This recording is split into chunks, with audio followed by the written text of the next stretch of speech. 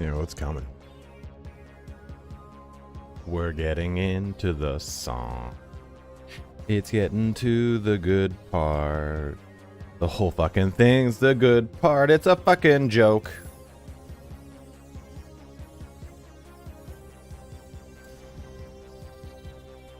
Oh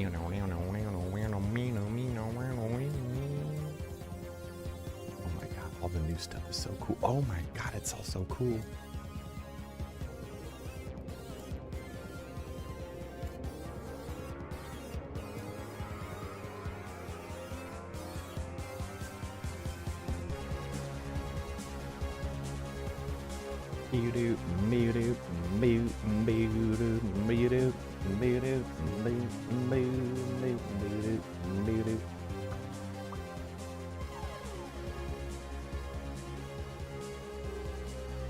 Well, let's have some fun here today.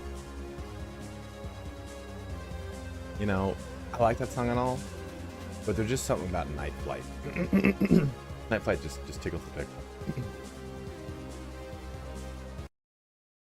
Hard cut off there. Guys, let's get going. Let's have some fun. Oh, hello. Shit. Fuck.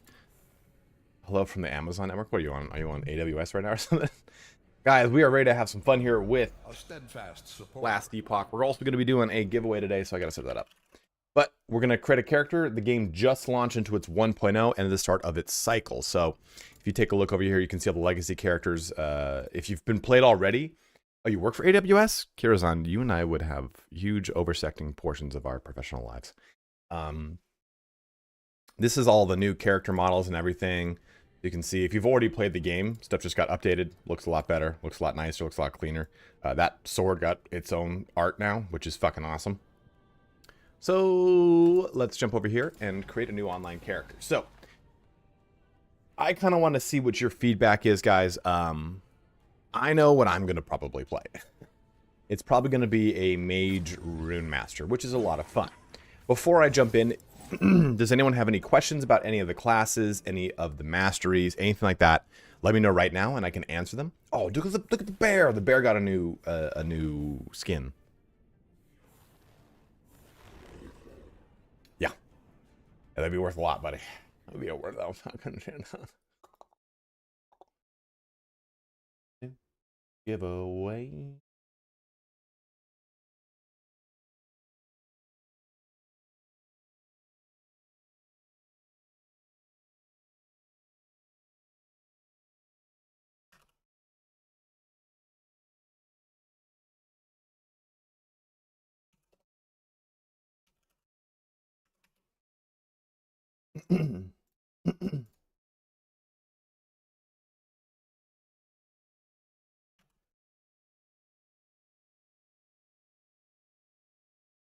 That could go. Okay. What's up, guess who? How you doing, man? The bear one, please. Okay, so Alejandro Cortez Malero. This is the Primalist, which is basically kind of like the druid. Don't look at the crazy eyes, you know? Oh, God. I think I dated someone who had eyes like that. But you've got 3 different masteries with the Primalist. The Primalist focuses on melee combat, totem work, and minion summoning, as well as shape-shifting. So if you want to be a Beast Master, you're going to focus on summoning things. All Primalists can summon wolves, but only Beastmasters can summon raptors, bears, saber-tooth tigers, frenzy totems, and scorpions. You have your Shaman, which is going to be using more elemental-based magic and a little bit of totem work. So you get a special storm totem, but you get this really cool ability called Tornado, you get Earthquake, you get Avalanche, and this is the only, I think it's one of the very few classes that is set for a big rework. The only other one is the Sentinel Forge Guard. But I'm debating between playing Shaman or Rune Mage, and I'll go through Rune Mage in just a little bit. And the last one here is Druid. Druid focuses on the shape-shifting capabilities of the Primalist. So you're going to have a Werebear form, you're going to have a Summoned Spriggan, which is cool, you're going to have Ensnaring Roots, which is cool, but you're also going to have a Spriggan form and a Swarmblade form, which is basically, think of it like a Zerg Mutalisk or a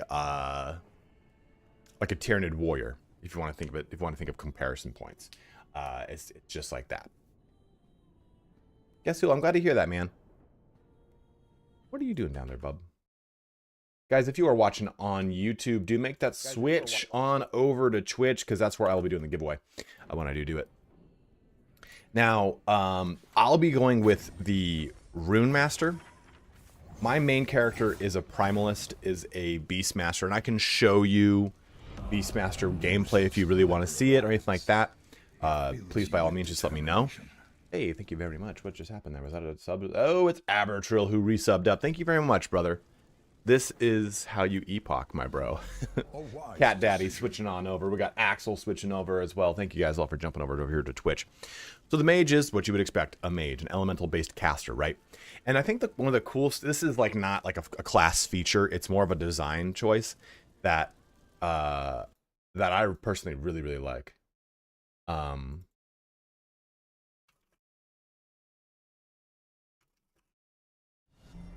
An earnest disciple.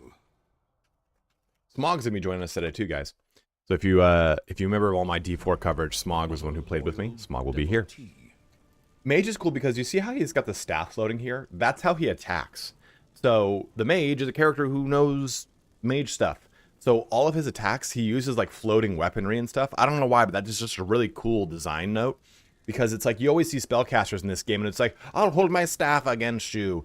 Oh, can't they make that staff levitate? And it's cool that he does do that with his attack animations, which is just a cool little bit of something. So you've got the Sorcerer, which is going to lean into all of your elemental spell casting. So you're going to use, you know, your Meteor spell, your Static Orb, your Ice Barrage, your Arcane Ascendance, which I don't even know what the fuck it does. Black Hole. Online is working Fractal. There's just a queue. They are slammed right now. It's a very small dev house, so please be patient with them. Then there's also a Spellblade, which you imagine is exactly what any Spellblade is in any game. It's a synthesis between both a spellcaster and a melee character. So from what I understand, the Spellblade is actually a really, really good mage mastery. I've never looked it up, and I almost kind of want to go Spellblade. But the newest one that was added is Rune Master, and Rune Master is fucking awesome. You cannot try them before choosing them, Razor, but you can look at them. Is it on top right now, No Pablo? Rune Master is 6. So Rune Master is its newest one. And you have this ability called Runic Invocation. The way the Runic Invocation works is, isn't it Dance Dance Revolution the caster? I mean, you're not wrong, Abertrill. What you do is, casting a Fire skill grants a raw rune, lightning is gone, and cold is Heo rune. I don't know what any of those mean, but basically you create combos with your spells. So if I cast 2 lightning spells and a fire spell, it equals, when I cast Runic Invocation, a different ability. If I cast 1 lightning spell and 2 fire spells, it will summon the Hegrohedron, whatever the hell. I can't remember the name of the word. And it's a fire-spitting turret. If you do 3 lightning spells, it does a different thing. If you do a lightning spell and a cold spell and a lightning fire spell, it all does something different. So you can kind of swap these things around to make a whole bunch of different spell casting combinations. What I like about it is it's just a different way to play a spellcaster, right? I'm not just holding down right click. I can show you gameplay of this before if you want. Spellcasting DMC 100%. Fractal Network, thank you for subbing up with Prime, man. I just saw that, dude. But that is your mage, and I'm going to be doing a video on this, guys, so don't worry about it. I'll probably try to show off some gameplay when I talk about them. Rogue also just got, with the launch of 1.0, the Falconer is its newest mastery. And we'll take a look at this here. But the Rogue is basically your Rogue type of character, using shurikens, using smoke bombs, very similar to a lot of other Rogue-style characters in a lot of other games. What I'll say is, someone made the comparison of the Rogue, the Blade Dancer Rogue specifically, to a Twisting Blades Rogue in Diablo 4. And he was like, well, it's kind of like too similar. And I said, you know, that's a good thing, because I think that the Twisting Blades Rogue and the Blade Dancer are 2 very fun play styles of rogue characters. So I'm fine with them kind of existing in the same space. Just keep in mind, though, this game, you don't just choose this skill and that's the skill. You can morph these skills. Umbral Blades, maybe, okay, this just throws 2 blades and 4 blades and recalls all blades and ground back to you. You can make it so they have larger attack patterns, so they swing around you, all sorts of things to make it so the skills are not just so simply one-dimensional. Every build can be different, and every build is 100% viable. Yeah, sure, there's the sweaty builds, but not all of them need to be that way. Blade Dancer, you guessed it, you're using blades, you're jumping around, you're slashing shit. Marksman. Again, same thing. You know, you've got like your detonating arrow, your arrow storm, your dark quiver, your hail of arrows, very typical kind of stuff. And then you've got Falconer, which is really cool here. So the Falconer, yes, they've got a Falcon. The Falcon is their companion, but the game, they specifically said we didn't want the companion of the Falcon just to simply be another autonomous character. We wanted your abilities to kind of coincide with your Falcon and use your Falcon. And that's what we're getting here. So you can see with falconry, summons a Falcon that fights with you. The Falcon rapidly hits enemies in the target area, so on and so forth. With an aerial assault, you leap towards the target and your Falcon dives to catch you and momentarily carry you further before it flies up and unleashes a wing burst at the target location. Are you fucking kidding me? That is amazing. Like, they wanted this to feel more like you and the Falcon are the same thing versus then, hey, you've got your companion, the companion does stuff, and you as the character do stuff. It's supposed to be kind of a tandem little ditty did. Tibic thrown in a resub. Thank you, Tibbs. Guys, if you have not, please go check out the Slavic Queen. Sestra Tibic. I can't even spell. Did that not work out? That didn't work. That didn't work. Because I didn't.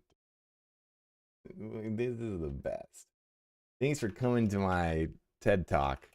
I just learned how to use a keyboard. Why is this not working? Could someone do a shout out for Tibic, please? Am I spelling it wrong? Oh, it's because you don't use. Oh, I did the commands wrong. That's why. There we go. Shout out for Tibic. Please go and follow Tibic. If you like any kind of retro RPG style of gameplay, like you want to watch like a Baldur's Gate 1 and 2 or Fallout 1 and 2, anything like that, she covers that stuff. What are you playing right now, Tibbs? Aren't you playing, you were playing Baldur's Gate 3 at one point, but weren't you were playing Rogue Trader? Were you playing some Warhammer 40k? Were you talking to my people? Oh, well, she's no longer playing retro RPGs because she's so cool. Here. not to impress you, but do you see that entire bookcase filled to the brim with Warhammer 40k books and paraphernalia? As you can see, the vinyl pop dolls. Don't mind this. Don't mind this. My family got it for me for Christmas. It just came out today, Cam. You're the nerd. You don't come onto my stream. You can only get so erect. The Emperor protects. Battle, brother. You know, okay, so I've Fractal Network. If you want, honestly, just go to Maxroll. Just go snag one of theirs. It's really good.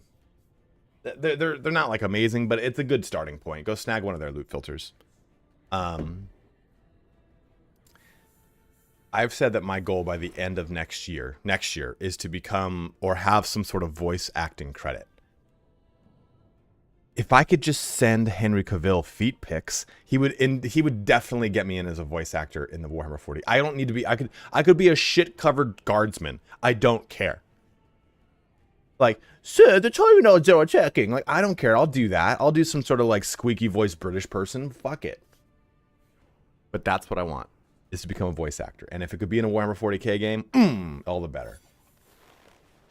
All right, it's over here to the Acolyte. We have basically the typical kind of necromancer style of character that uses the damage types are divided into Self-Eater, I say I can't stand the new editions.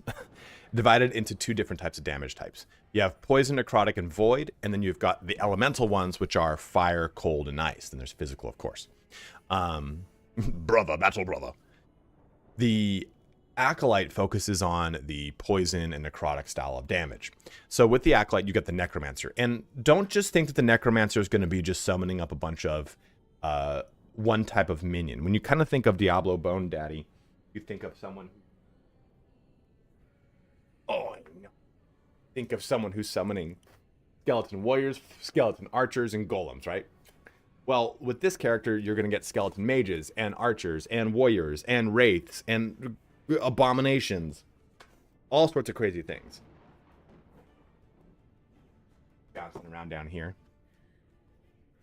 So assemble Abomination here. Oh, I breathe. Dread Shade, Sacrifice Skeletal Mage, a Wraith. You've got Warriors. I think the Acolyte base gets Warriors. I've actually never played an Acolyte. Which is rare because this is like my favorite type of archetype. A steadfast supporter.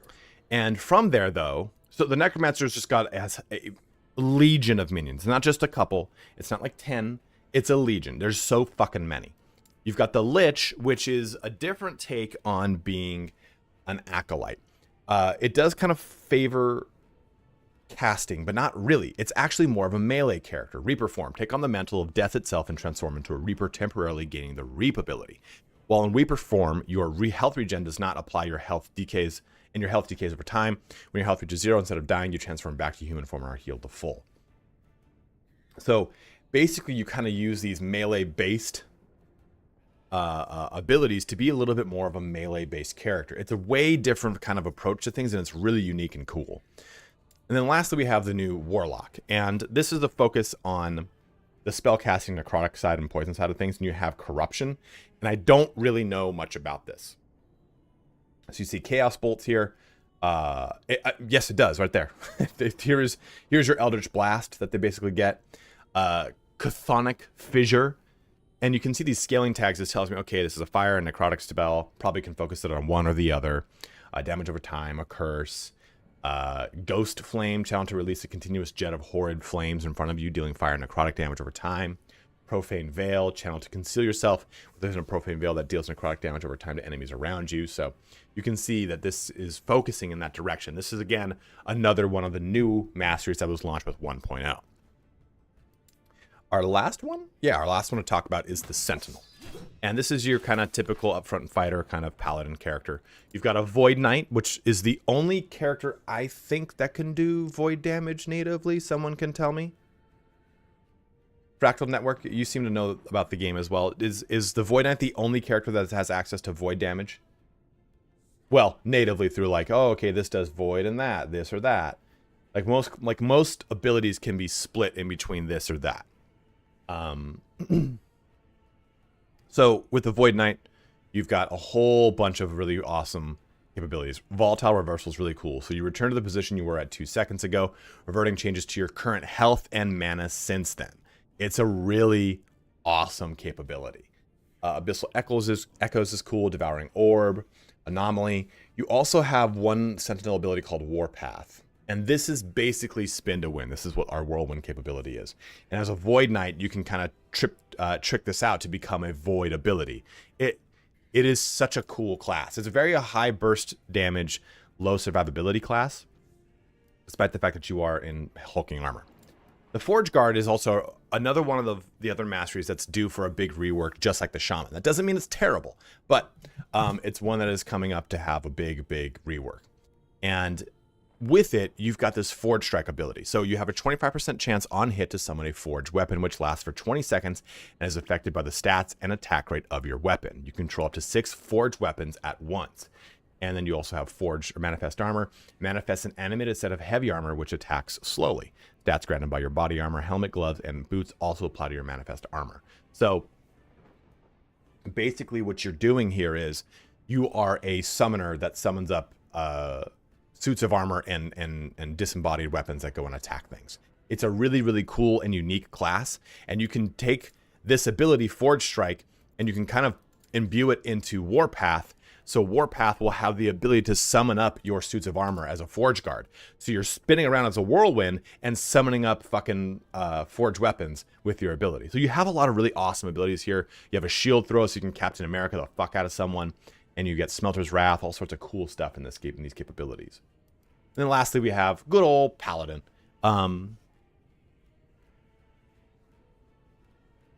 What Paladin pretty much does for the most part, they just got access to this, Healing Hands, which is a big heal. They get Sigils of Hope, summon a sigil that orbits around you, causing you and your allies' attacks and spells to deal 3 additional fire damage, increasing health regen. You get this cool ability called Smite. They get Judgment. They get Holy Aura, and they focus more on kind of the buffing side, but also lots of fire damage. They can like throw their spear and stuff like that. All sorts of crazy cool things. The Paladin is more of a It's the heavier of the three, and it has, I think, majority of the builds right now are either Void Knight or Paladin. Very few of them are Forge Guard, because Forge Guard's in the need for that kind of update. You can play with, I think, 4 players, Vlad. I'm not sure.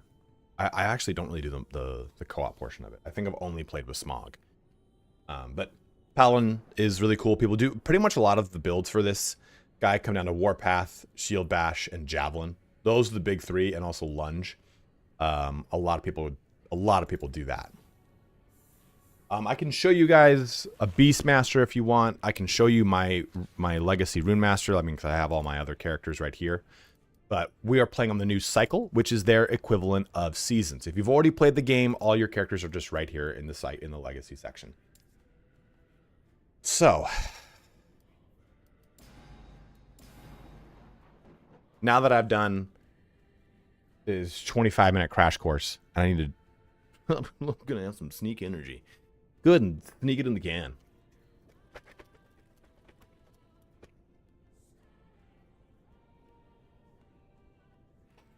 Do you guys have any preference of anything you want to see? Do you want to see... I don't know what Smog is going to play, but he might make a Rune Master, and I will be a Rune Master, who knows. You're going to see a lot of things borrowed from both Diablo and from Path of Exile in this game. Yeah, Vil, this is a concoction of Blizzard, which is lemonade, and strawberry, to make strawberry lemonade.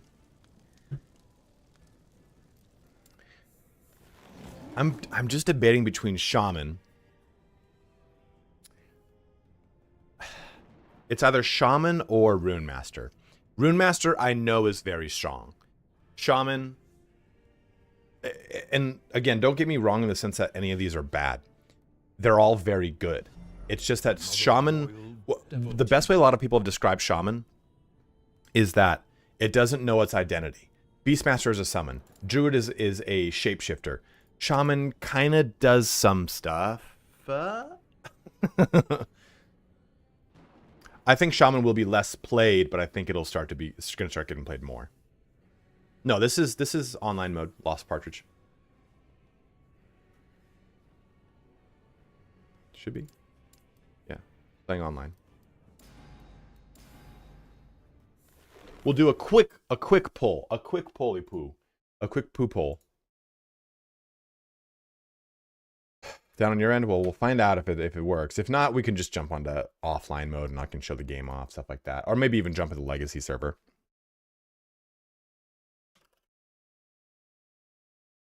Shaman.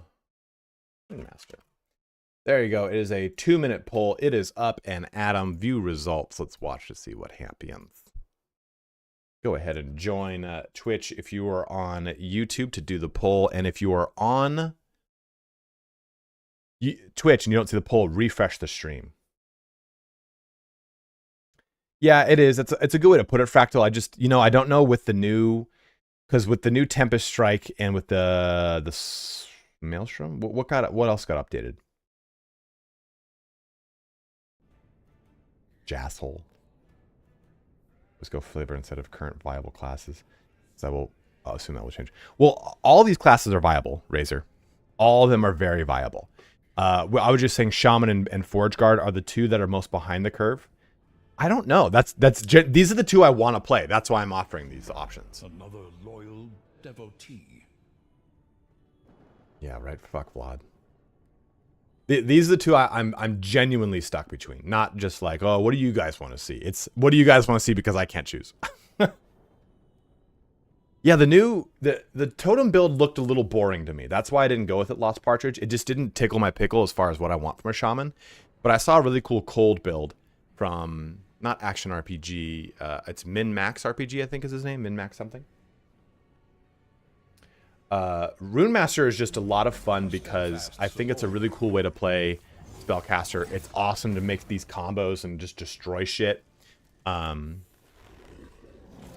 The Shaman is going to basically be a little bit more of a melee-centric character. So I think it's kind of choosing between a melee character that has elemental capabilities or a mage character that can just do tons of damage. Tons and tons of damage. Yeah, it looks like I am gonna have to decide. We're split vote, 13 to 13, 14 to 13. Rune Master just edged. Oh, Rune Master's edging me dirty. 16 to 13. Rune Master. What was it? You want to? I can just show you what the Rune Master looks like. Yeah, Fractal. It is gonna be. But here's what's gonna piss me off. You know that Shaman rework's coming like in like a patch or two, and it's gonna piss me off.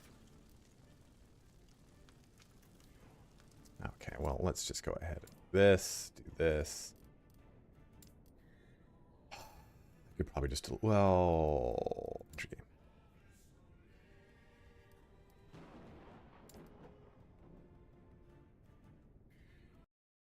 I think this is where the server queues are coming in.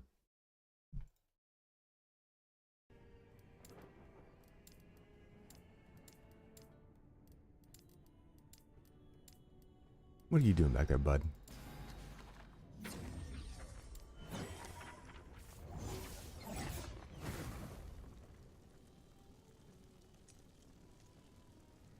Yeah, rip.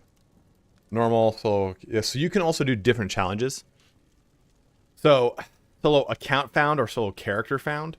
So basically I can only use items that this character finds or only items that are on my account. And I can only play solo. I can never team up with people.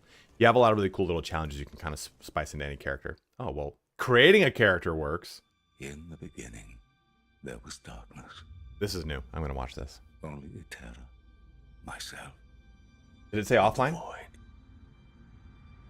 I was content with nothing. She dreamt of light. Of life. Good thumbnails right here, baby. Of humanity. We disagreed. And yet, in her world, as all do good relationships go. Majasa of the desert. Absolutely, Parsa. Thank you for watching. Of the sea. Raye of the endless skies. And Hierot of the frozen tundra. But fate stole Terra away.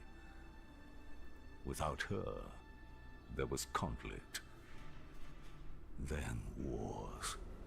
Getting back there, Bubba. In the end, it was Raye who sought to outshine the sun that would pull the world into his flame. This story is basically Chrono Caught Trigger. within Raye's gaze were the Keepers, an order sworn to protect Eterra's memory. Thanks, Self-Leader. Appreciate it, man. Still holds. I also love Baldur's Gate 3. I like 120 fucking videos. Unexpected. A traveler, willing to walk into the flames of war. But why? Was it honor they sought? Power? Redemption? Or was this fate? Perhaps. But no story is quite that simple. All right, full offline mode. Follow-up backend deploys are going well, but we're still investigating the container apps for this service failing. Progress being made. Matchmaking connecting to the servers when changing scenes or logging in is currently still down. So we're gonna find out what happens.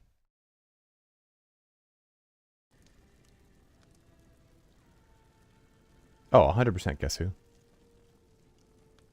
Cranio Freak. Yeah.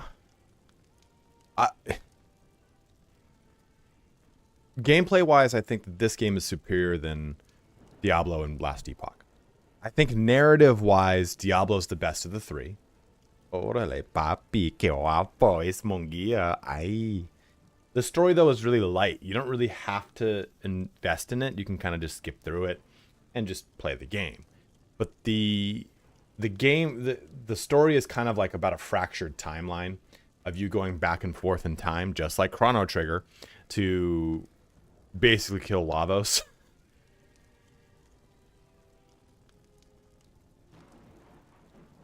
Yeah, the character intros in point 9 were just specific class intros. You know, Edge, your Path of Exile 2 though only comes out in like, that's gonna come out maybe this year. I'm thinking 2025.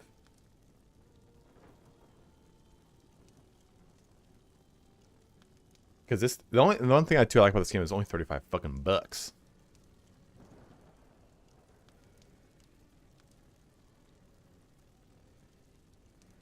Yeah, of course, Fractal.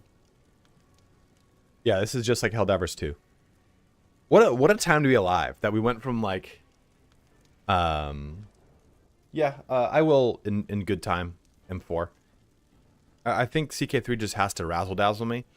I went back to play Tours and Tournaments, and Tours and Tournaments just kind of really felt like I was playing CK3 with the added benefit of being able to lose my ruler and his entire family on a journey across the English Channel. Yeah, I'm just letting it do its thing. I'm fine here. You know, the last two on that last two on that list, Enshrouded and Nightingale, not as stoked on. I think we're kind of reaching a critical mass of survival games, because you know how studios are. Oh, mass brawler, everyone wants battle royales. Let's release 5. But I think that Helldivers 2 is that's something that I saw was coming out. I'm like, I don't even know anything about that game. It probably won't be a big deal. I won't cover it on the channel. And I'm glad I'm not. Because I've been playing it with Rob, and I've been playing it with my friend Chris, and I have not looked up a single thing on Helldivers. We have just been playing and having fun and discovering it and enjoying it. I think the problem when I make content for a game, you just can't play like that, because more often than not, people will shit on you if you're not like min-maxing hard. Why are you playing like that? You should be playing like this. Fuck you. I play how I wish. But realistically though, like, I was able to get Baldur's Gate content out because I could just respec my character to any character I wanted, right? You can't do it with a lot of ARPGs. You're stuck to that character. You can make builds within that character's purview, but that's it, right? So I think it's gonna be interesting going to other games. Come on, Nepocrates. I was looking to play today, and you broke it. You jumped up. Fuck, man. Well, I think it's like the problem is that these games hit their dev cycles, and they all finish around the same time together. I don't think it's intended. I think at the time of creation, like we're like the first in the game to do this. There's no other steampunk survival game, or there's no other Skyrim survival game, or there's no other Viking survival game, or there's no other vampire survival game, and then bam, bam, bam, bam, bam, they all come out in the same like 3-month span. Everyone's like, oh fuck. It's like, I don't remember if you guys know, or wait, I don't know if you guys remember, when we were younger, that just outbreak of World War II games. It was like 1.5 years of nothing but World War II games. Company of Heroes, Medal of Honor, Call of Duty, all of the Commandos, all of the non-like franchise World War II games all came out at once. Followed by 6 years of just only MMO. Yeah, that's a really good point. Followed by just 6 years of MMOs.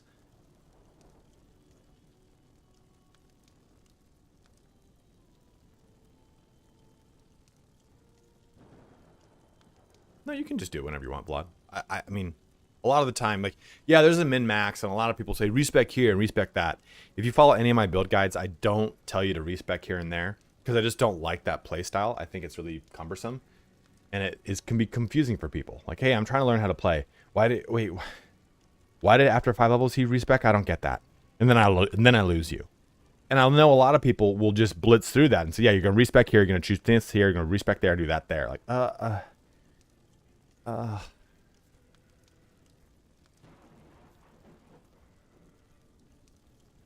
I do actually really like Enshrouded Lost Partridge. I was playing again last night. I'm just not very far in it. I've not been able to sink my teats into it. That's right. My milk dispensing teats. Did they do the Elden Ring DLC trailer? Well. No, Fred, this is the game. This is the game. Maybe the same people that made Tetris. This game will be one for the ages. What is this called? I'm looking up Elden Ring DLC trailer. The amount of Dr. Disrespect clips that I watch is just stupid. Of course, Spectral Life has a video up within 44 minutes. Gameplay impressions blew my mind. I know, everything blows your mind, Spectra. Do you have the emotional spectrum of like a spatula? No, I know. It's a long loading stream because the servers are overloaded right now, Fred. So we're just waiting for things to kick over. I think he actually played it though, to be fair, Vlad. Like, Fextra gets invited to a lot of things, just like Cowboy does. I've not seen this. We're gonna watch it together. I do. I watch tons of Fextra Life, but Fextra's like really like the game. Pure and radiant. Found it very exciting and exhilarating. One of the best games I've ever played. Oh. There is nothing more terrifying.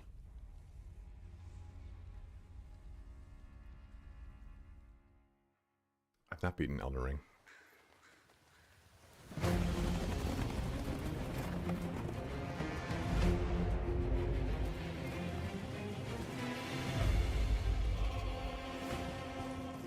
This is $40. It's probably a fucking massive DLC though. In that forsaken place, blood must spill. Blood of your fellows. They are true faithful.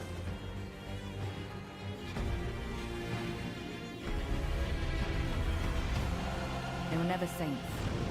They just happened to be on the losing side of a war. Oh no.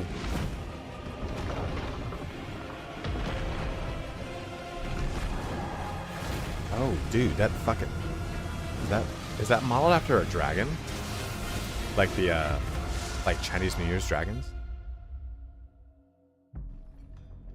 Mother, wouldst thou truly lordship sanction in one so bereft of light? Dude, oh my god. Oh my god.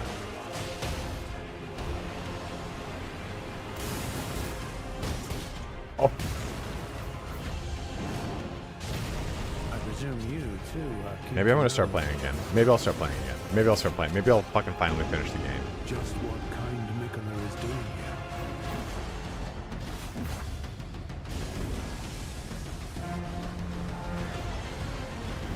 Hibik, have you never played Elden Ring or any Souls game? Oh my god, you'd love it. They're really hard, but you'd love it.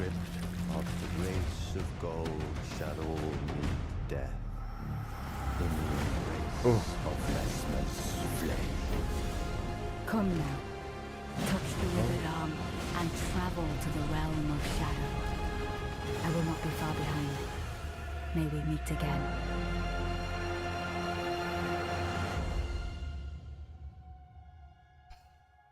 Consider my balls dripping.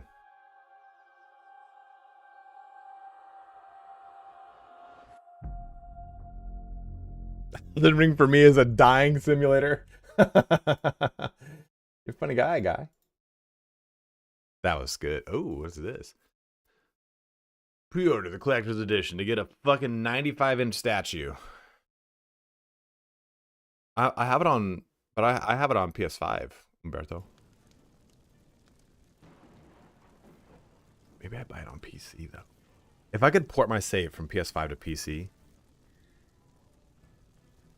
I could really do that.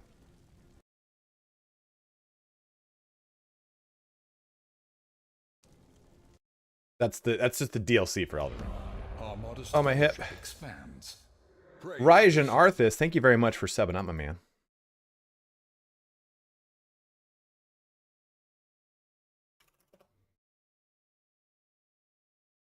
It's still $60. It's hard to spring for $60 on a game I already own, and a save that I have a lot of progress through. Yeah, I think Elden Ring is a good Souls game to come in on, because it's pretty. Oh, dude, you subbed up for 5 months no less. Thank you very much, Ryjan. Oh, they've subscribed for 5 months. Thank you, man. You resubbed up. I got it. I'm drunk. I'm not really. Elden Ring PS5 save to PC. Anybody save my PC is just PS5. On the bright side, you'll make the same progress in half the time now. From PS5 to PC. Nope, no, no, no, no, no.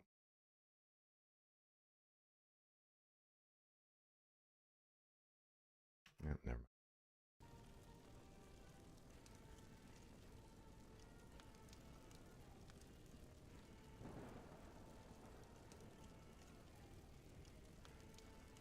Elden Ring right now is $60 on $60 on Steam. I just don't really want to restart it on Steam. Yeah, we might have to do that M4. Let's reboot. We can show off some other stuff.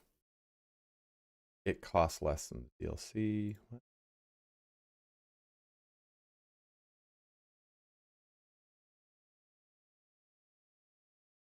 Is it time to free liberty? Can you play an online character offline that you can then just bring back online? Or is it just, oh, you can play an offline character right now?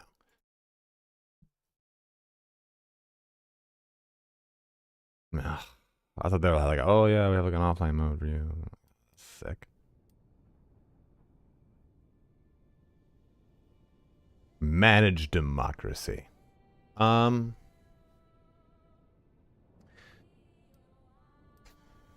me give it one more shot.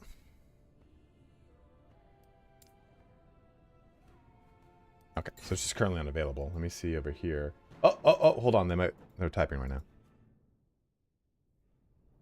So I have their Discord up on my right side. Seeing some stability coming back, we'll keep everyone posted. So I think... Dude, I am too Helldivers. Rob and I have been trying to play, but we keep fucking having trouble getting back in.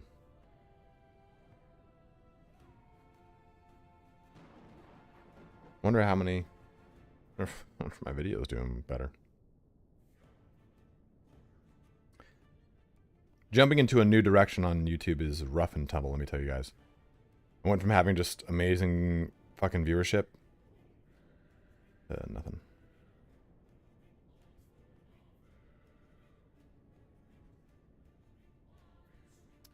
Boon Man. It is a action RPG. Studio. Bros, if you can help me out. 1,100 views is not good. Come on over. Come on over and check this video out. The little footstep icon on the bar, but I can't see that another skill. Do you want me to show you, M4, why you have that icon there? I wish I could just convert one of these to an offline character. Ugh, that'd be so much easier. Can I enter Legacy? That'd be cool.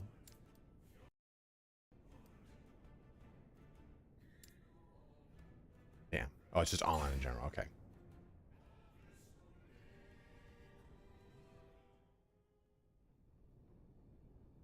He's typing, so I was just like, oh, okay, what's he gonna say? Well, switch to offline mode, and I will show you. You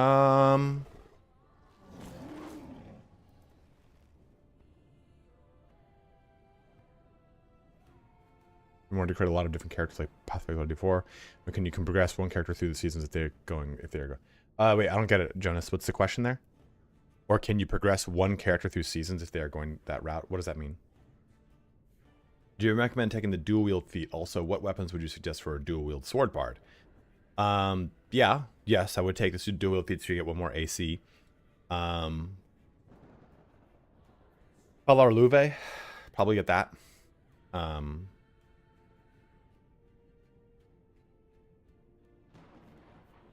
There's the Gale Force Winds one in the Mountain Pass. I can't think of. Hey, Calorian. Pokemon Meister character. I have played with my Pokemon Master. I already have one. I'll probably make the Shaman right now just to see what that's like. Can I just do my... Cool. Cool. XSplit or OBS? My cam came with a 3-month premium lessons of XSplit. Darkness. I would personally go with OBS.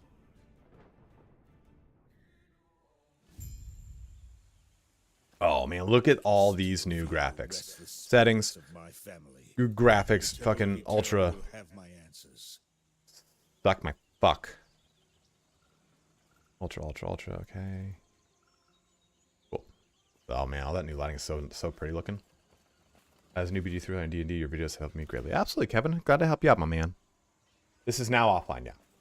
Tartar or cocktail sauce? Depends on the thing, Calorian.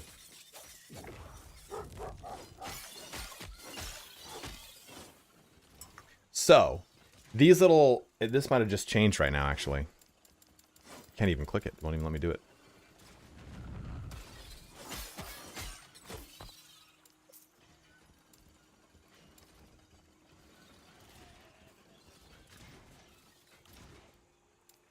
That's very low.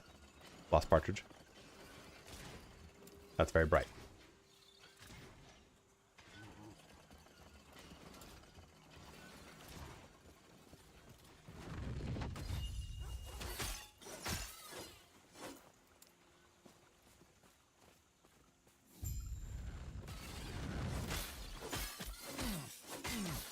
Of course, very rudimentary because it's the beginning of the game. Traveler, our Heoborian allies informed us that you were What's his name from Stranger Things is now a voice actor in the game. And we are in need of aid. As keepers, he wishes to destroy us and steal there is no... Oh, I thought you were asking spacebar. Like, no, spacebar doesn't do anything in this game. And it's fully modular, right? Like, I can... Do I have... Does it just have my... Cool. I don't know if that's really a good one to actually have up, but... Let's go. Max roll. Build guides. Leveling. Primalist. Common. Loot filter. Download loot filter. Copy that loot filter. The guy from Stranger Things. The dude. Paste from clipboard.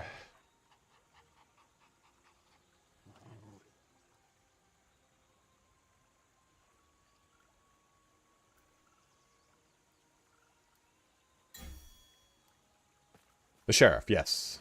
Sigourney Weaver.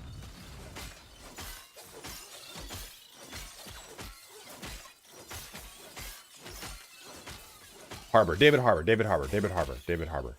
He's a voice actor in this game now. As of 1.0. I don't know what he is. Yeah, I would never watch that Hellboy. Ron Perlman is Hellboy because all they had to do to make Ron Perlman look like Hellboy was just fucking change his skin color red. This is a new skill. So, strike at your enemy with a mighty lightning-powered storm. When using Gathering Storm, hit at least one enemy, you gain Storm Stack. Every second, you expend a Storm Stack to cause a Storm Bolt to strike a nearby enemy. The interval is reduced by 2% for every stack you currently have. I fucking love that movie Hellboy too, by the way.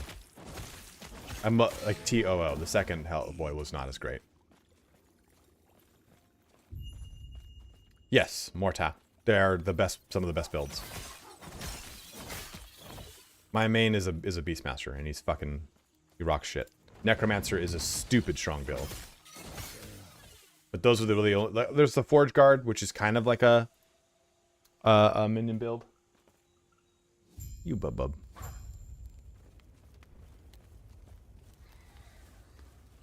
Now I wouldn't consider the Falcon. The Falconer just came out. Wouldn't consider that. It's funny is like people are now so conditioned to playing shitty necromancers in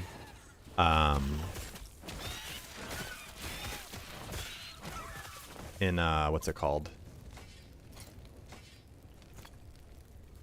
Diablo 4 that people are like, can I play minions in the end game? Like, yeah, you can. Malfader. We're playing offline, so I will play a mage, but not right now. I just didn't want to waste time doing a bunch of characters I wasn't going to play. The Forge Guard mean build to be a lot more fun than Scroll Build Master, just my opinion. Dude, you could be totally right though. You know, like I've never done the Forge Master, and I wanted to go Forge Master, but everyone was like, actually, it's not that great. So the way the game works is you have your main tree of your character, and then you've got your 3 mastery trees. Every single character can invest into their main tree. You want to do that up to 20 points anyway to unlock all these skills in the bottom. And then you select your mastery at a point in the campaign. It's not level based, so about like level 16 or so, because the servers are down right now. Andre, all services container app down again, working to get it back up. Maybe I shouldn't relay. Yeah. So there's the online servers are off. You guys even know I'm playing offline?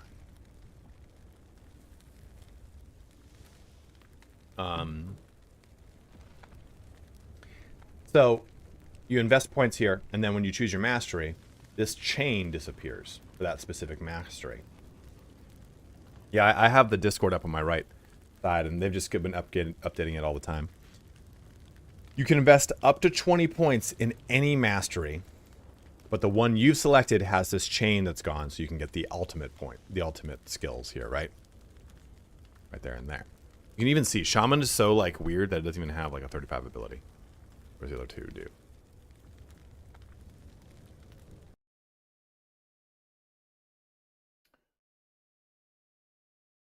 Okay. I'm not gonna do that.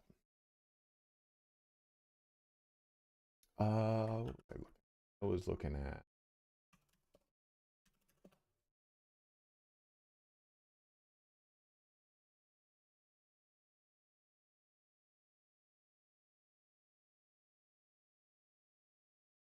Oh, Lassiebach Tools is down too? Man. Should be wilding out over here. No, not with this character. If you make an offline character, it can never go online that I know of. And vice versa.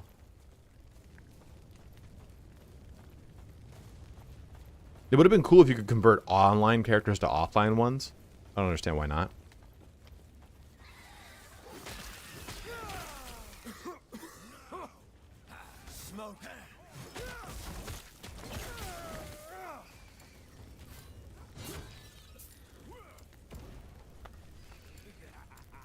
So, is this not gonna let me do it?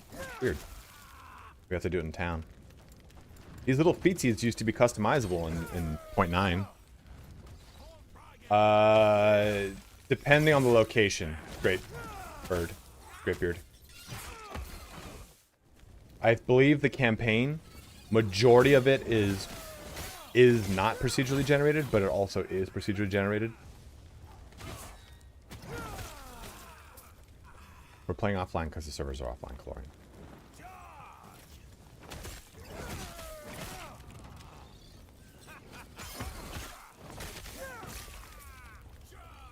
So much destruction. Oh, okay. What?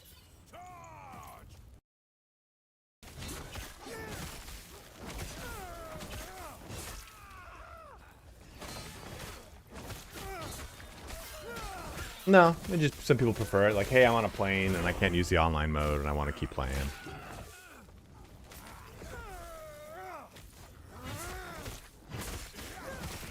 Of course, Vlad.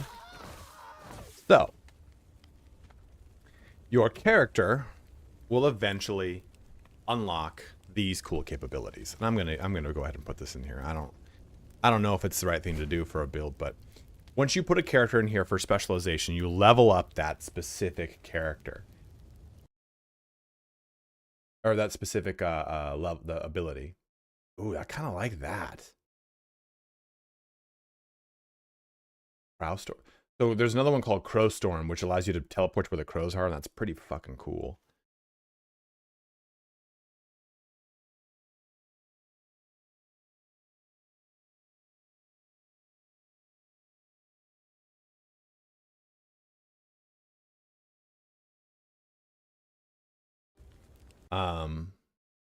So what you can do here, let's take a look at this. So for example, Gathering Storm is a lightning melee capability. Well, I can scale it here to do cold damage. Frostbringer. Gathering Storms and Storm Bolt's base lightning damage is now converted to cold. Consequently, this damage scales with increased to cold damage, but not increases to lightning damage. Shock chance on hit from all sources is converted to frostbite chance. So now I know everything here does cold. Throw up in my own mouth. Cold damage. Whenever you expend a stack of a storm stack, you have a chance to cast Maelstrom. So you can have these really cool capabilities built into these skills. So like, okay, now this will cast Gathering Storms and Storm Bolt's base lightning damage is converted to physical. So now it does physical. It just really depends on how you want to play it. Colds. Yeah, so that's all the cold stuff. This is all the lightning stuff. Yeah, what's this? When you use a companion ability, you expend storm stacks over them. I think what would be cool is if we get Gathering Storm, Summon Wolf, Summon Storm Totem. Storm Crows is really cool because you jump to, so you can stand ready to revive it. Okay, well, you can evolve this ability to make it so that you jump to where the crows are.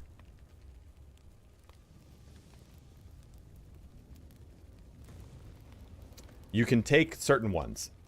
Basically everything over here that says plus 50, that says 15. So I can take 515, 515, 515 because passives, you can invest 20 points in any of the masteries. But only the specific mastery you choose can go beyond 20 points.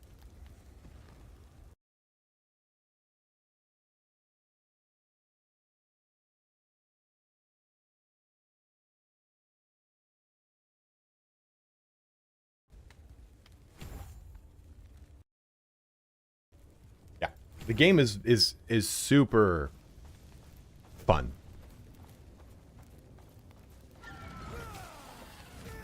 Lost Partridge. I am on Epoch Tools. I got into it.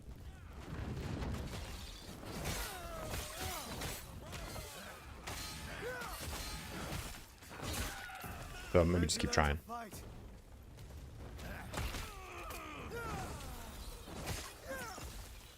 Yeah, and well, really what it also does is it makes it so that you can have a viable build in anything you make.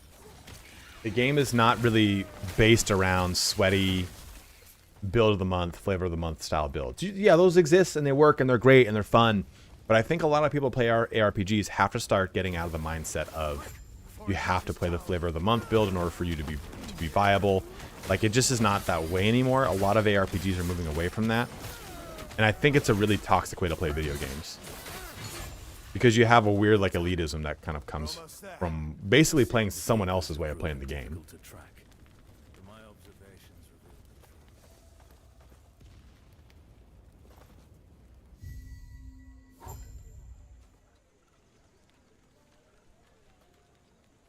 That's fine. Yeah, let me know Lost of it if it comes up. The game does not have PvP.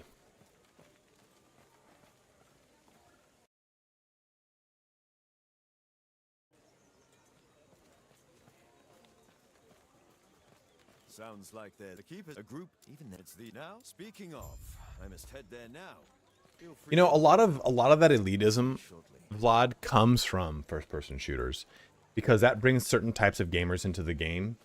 I would argue that a lot of like when people are like, oh, I'm a gamer. What do you play? I play Call of Duty and FIFA. Well, you're not a gamer. You just play 2 fucking games. Like, you've not gotten like hot and sweaty in public because you're nervous around being around people. Because you're just used to playing video games all day. But do this. Grail was just not you. Could you do this? And our alliance is secure. We'll to heal Borea's army.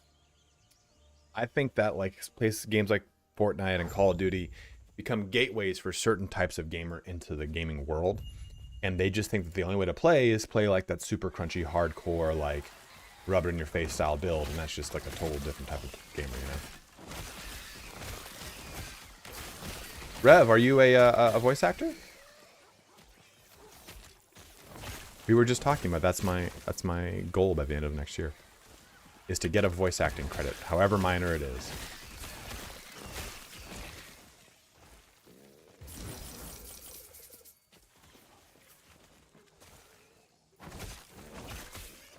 I play COD for fun. I love playing COD. But I think we all know what happens whenever anyone plays COD. You put the helmet of racism on. As soon as you put that headset on and you jump into a lobby, you've heard racial slurs that didn't exist until you jumped into the lobby. And the worst thing is my name always has like Italian in it. So I just get fucking, oh, we got a fucking pasta eater here. I'm like, I love it. I love it though.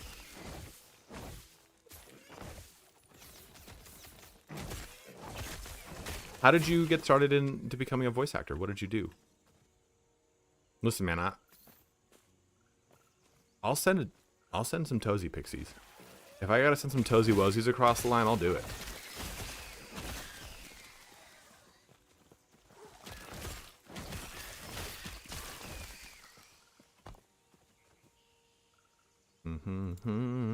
Ooh. So I think we gotta go harder into the lightning stuff here. I'm not following a build guide for this. We're just gonna kind of do it off the cusp here. Whenever you expend a storm stack, you have a chance to cast Stormbolt. Can I not? Fractal and Partridge, if you guys are still here, isn't there a way that I can hover over these tooltips? I can't remember. I swear to God, I thought I could do it a long time ago.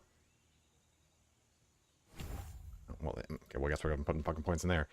Does increase attack speed. Okay, I like that one too, though. Whenever you directly use Gathering Storm, you gain mana per active storm stack. That's actually really nice too. Is it control? Nope. Oh, there it is. Alt will tell us that. Alt. So call forth the bull. Okay. That's not an ability, right? No. Gathering Storm deals more damage, and your expend storm attacks more frequently, but Stormbolt targets enemies with a smaller area. Whenever you expend a storm stack, you have a chance to gain a stack instead of losing one. Whenever you hit a boss or rare enemy with a Stormbolt, you have a chance to cast it again at the same enemy. So these little icons, these circles, are different than these hexagons. It's usually that the hexagon is some sort of morph or ability add into the ability. It's Alt I was talking about, Fractal. So like this is, okay, Gathering Storm is increased by 5%. Cool, it's a circle. This is a hexagon. All right, now, whenever you directly use Gathering Storm, you gain mana per active storm stack up to a maximum. So after 5 storm stacks, mana gain per storm stack on use is 1. That could be pretty cool. What does this do? Whenever you use Gathering Storm and he loses one enemy, you gain a stack of Wings of Lightning. What is that? Each time one of your Stormcrows attacks, they consume a stack of Wings of Lightning, causing their... That's pretty fucking cool. If we do an Odin build, or a Thor build for that matter, I guess.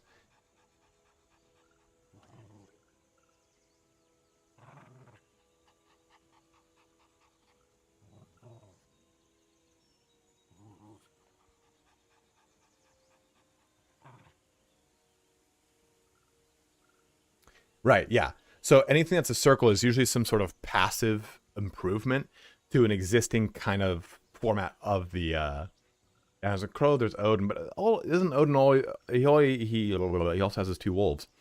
The circle is like some sort of passive improvement upon the ability, versus a hexagon adds an ability to the ability. So this now gives me mana whenever I use it. Or this now, whenever you hit a boss or rare enemy with Stormbolt, you have a chance to cast it again at the same enemy after 0.25 seconds. So it repeats your Stormbolts.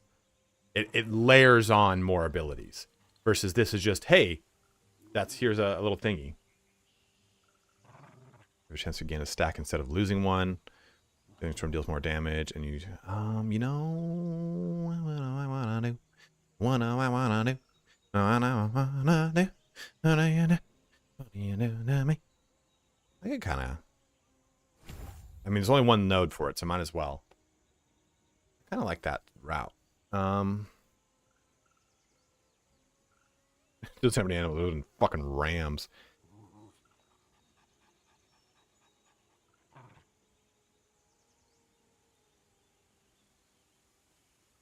Yeah, you respec and So you can either despecialize the skill and it drops off here, or you respec and lose a point per. Each point removed will reduce the skills level by 1. And you can see my skill levels up here, and the minimum specialized skill level is 1. So basically, if I were to rip this ability off and put a new one on, it would jump to level 1.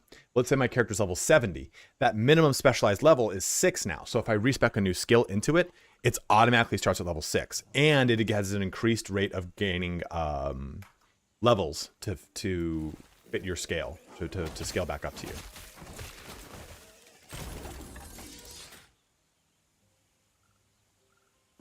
There we go.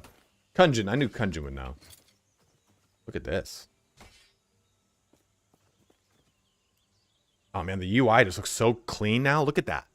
Look how clean and crisp that UI is, baby.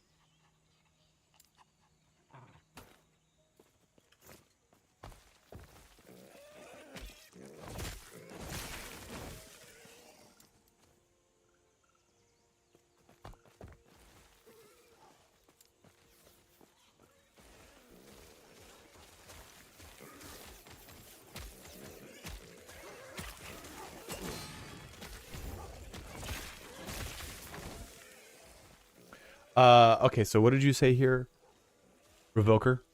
Initially, I trained for theater and film, but when I wanted to do voiceovers for games and fiction, started by trawling through small auditions on social media and various database sites like Voices123, etc. Yeah, you know, a friend of mine sent me some links to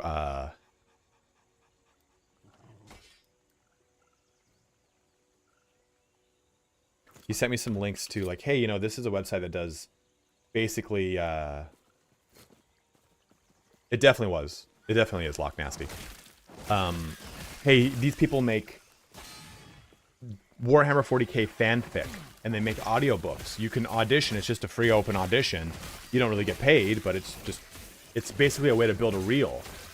And since I know the source material, they'll say like, oh, it's a Dark Elder, and I know from the source material what that really kind of means.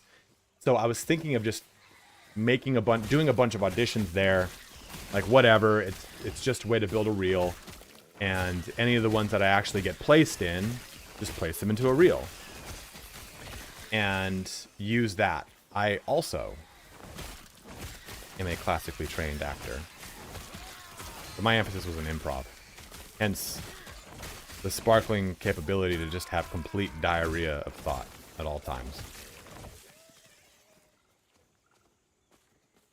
Oh man, should I do a video like that? Is Last Epoch better than Diablo? You know, yes and is such a... I think it's a universal thing people know about improv. But I think they don't know that yes anding something is not simply just like saying the word yes. And when you first get into improv, it's kind of what you think you should do, right? Like, okay, someone comes up to you and says like, you want to go for a picnic? Yes, I'd love to, and let me bring some pickles. Versus the actual response is the affirmation of the act or the scene that was given to you. You're a bank robber. You walk up to a teller and say, hey, give me all the money. You as the teller don't go, sure, would you like a bag as well? No, you'd respond affirming the role you're given, right? I'm the bank teller. I should be scared. I should be some way affirmative to it. Or as you get better at improv, I'm not this guy. I have the people that taught me improv are these kind of people. But someone walks up to you and goes, all right, give me all the money, and you go, you talk to Gary? You talk to Gary, right? Because I'm in on it. And you start putting it down a bag, and it immediately freaks that person out. They're like, oh, fuck. And it's like, it's a yes-anding of a whole different way.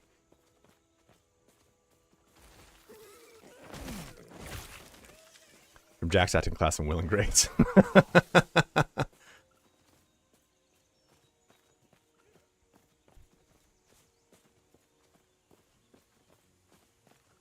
Team building thing in our office. Oh man, you know, Abertril, I thought about doing that, doing corporate improv, because it's actually like a really cool thing to know in a corporate setting, but trying to teach like someone that doesn't want to know that, And someone that doesn't want to really be involved in that kind of bullshit at their workplace and wants to get back to work, it's like pulling fucking teeth. And nothing is worse than just teaching a bunch of people that are like, hey, I'm here for 9 to 5. I got kids. I'm trying to make a paycheck to like make my ends meet. We're gonna play a fucking ding game. People are like, are you kidding me right now? The first boss voice actor has to be Stannis Baratheon from Game of Thrones. It's crazy how close it sounds like him. You know who would know is Revoker.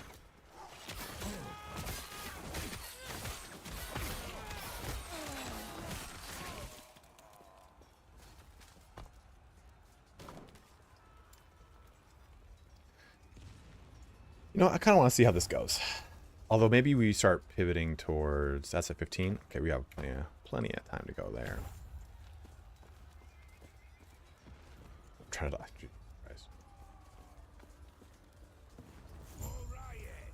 For those of you that have corporate jobs,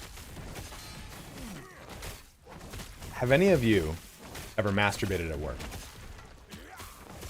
Done a little desk pop. And this is not because I have. I have friends that are like, yeah, I've totally masturbated at work. I'm like, what is wrong? Yes, dude. Yes, you have. Not at the desk. Yeah, not at the desk. Not at the desk. That's some wild ground.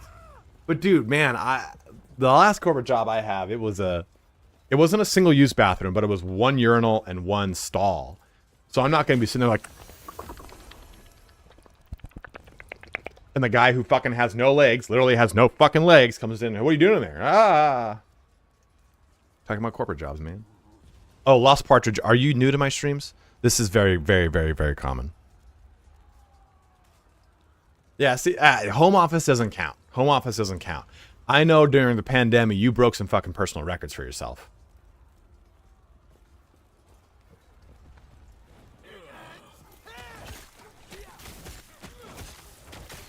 Yeah, see, that doesn't count. I mean, middle of the workday, there's other people in the building, and you're going to torque down.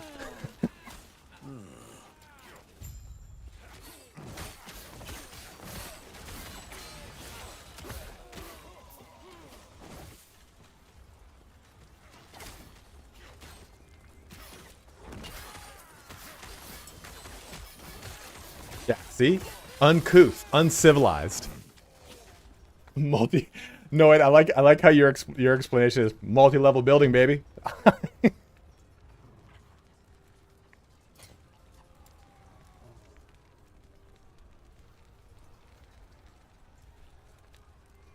Moment.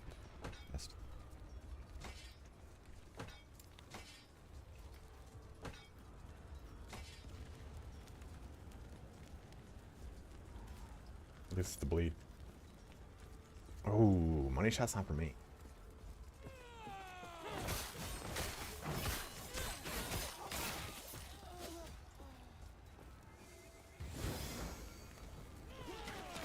Snap it into it.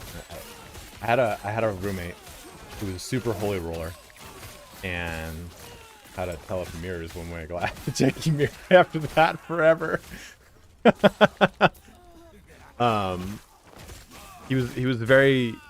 He was kind of like, not a born-again Christian, but he unfortunately found God after a breakup. He was like, yeah, you know, my ex was really into religion, and I got into it after the breakup. It was maybe a way to get her back. And I'm like, it's not a good look for you. And this motherfucker would just sit there every morning with a cup of coffee reading the Bible on the patio. And he'd be like, oh, I read this crazy verse about this and that, and I was raised Roman Catholic, and he's like, dude, what book do Catholics read? I'm like, the Bible, dude. It's the Bible. It's all Catholics are Christian, not all Christians are Catholic. You know that, right? Oh, I didn't know that. I'm like, I'm already not liking this. But this guy was just very like, kind of tried to be a little more pure than he actually was. And this is back when I was competing, and we're all like talking, dude, it's just hours on a fucking platform. So you talking about bullshit, and we're talking about porn. I'm like, dude, the money shot in the face, not my thing, man. I'll come on any other appendage. It's just not going to be a face. And my other friend, I'm like, yeah, man, agree. Like, I don't know who likes that. And he goes, I love it, dude. What? I'm like, what book of Corinthians have you been reading, man? Like, that's my angel, dude. I'm not looking to paint her face with the spunk. Like, no, sir.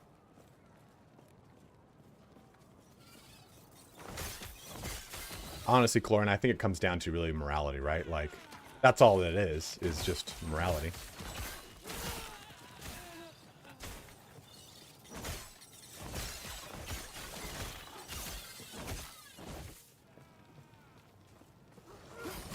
Well, yeah, 100%, Vlad. No one just becomes a voice actor without having any kind of like acting background, really. What if they want them? That's different, you know. If they're into it, that's a different story. But I'm not gonna force that move, you know. Oh, Zeri, these streams are always kind of like this. I'm not gonna be like, oh, this is happening. Like every time you see it in porn, they're like, oh yeah. Come on, let's do it. And then it hits him like, ah, like it's like when you have water that's like just barely thrown on you unexpectedly. You do the lockup and you're like, ah. It fills you with determination. No idea what I'm doing, please. Just subbed up. Thank you very much, brother. Could you imagine that?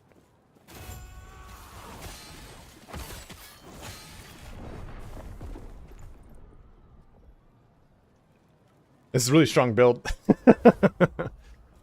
Yeah, I mean that's the fucking lesson of the Bible, you know. It's like do unto others, and I think that lesson is lost in the pursuit of xenophobia. But I mean, what do I know? I'm just a guy who fucking makes YouTube videos and streams. I should not be treated as any kind of authority on morality.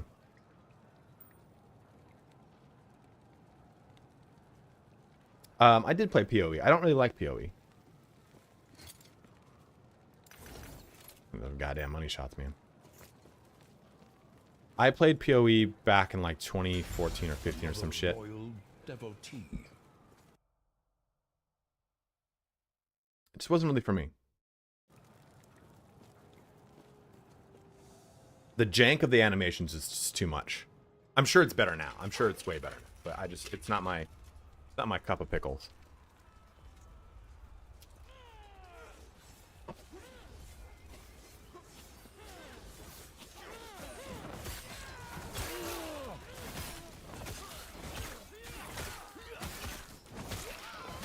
I don't know, Clorian. We might not be doing more BG3 for a bit.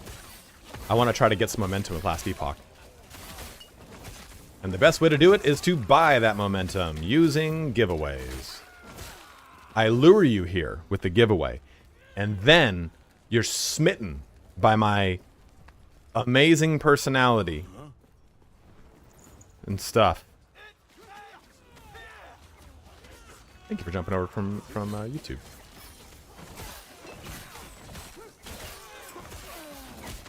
And you're like, wow, this guy's got so many cool subjects to talk about. I should stay. And then I bring up coming on your face. And you're like, I don't know if I like this guy too much anymore. He is a walking violation of HR. Wordsmith would be a word to describe me. You would never guess that I've done creative writing in my life. Smitten by your morality. We're kicking off a client build to address people sometimes seeing character selection blank. This is able to be worked around by exiting and relaunching game. Before patch deploy. I mean, push that out later. Okay, so what does that mean, Lost? Are we good? Do I stay here?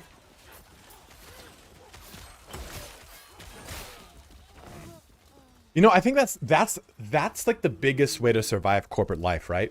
Is find people in the corporate world that you guys are willing to violate HR on each other with. And I don't mean like oh, violate HR. I just mean like you walk in, you're like, Barbara, what's up, you old sack of shit? And she's like, not much, small dick. You're like, okay, cool, we're best friends. Like those people, those are the people that, and you form a posse. And you violate HR in your own posse over here, and other people violate HR in their posse over there. And you fucking look across the goddamn office at each other like, you don't violate your HR over my HR. You keep your HR out of me.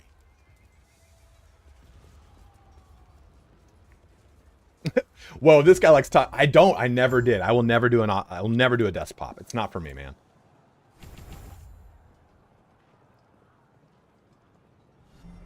Another loyal devotee. Did I just do one there?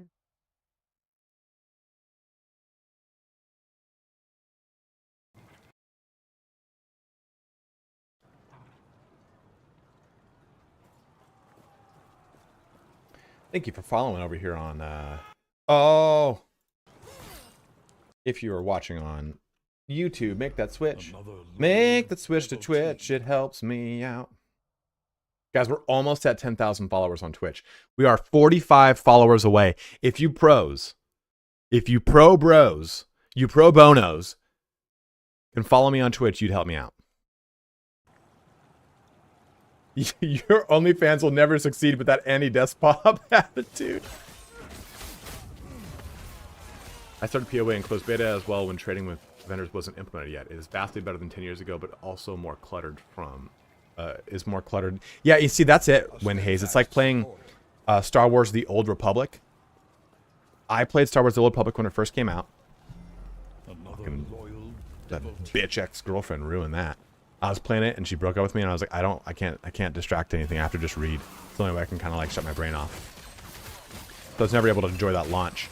But I came back to it like 2-3 years later when it had gone like free to play and all this shit. And it's every time I log into The Old Republic, which is an amazing game, by the way, you just have to close every single menu when you jump in. It reminds me of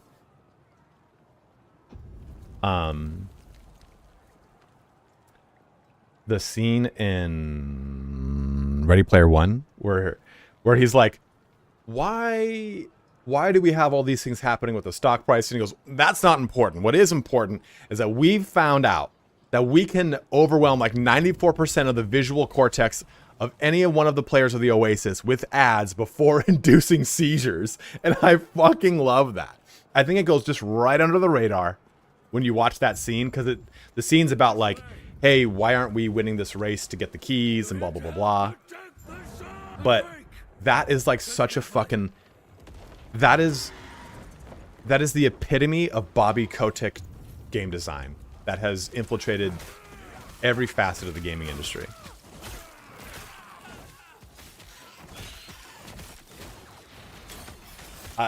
I don't care what people say about that.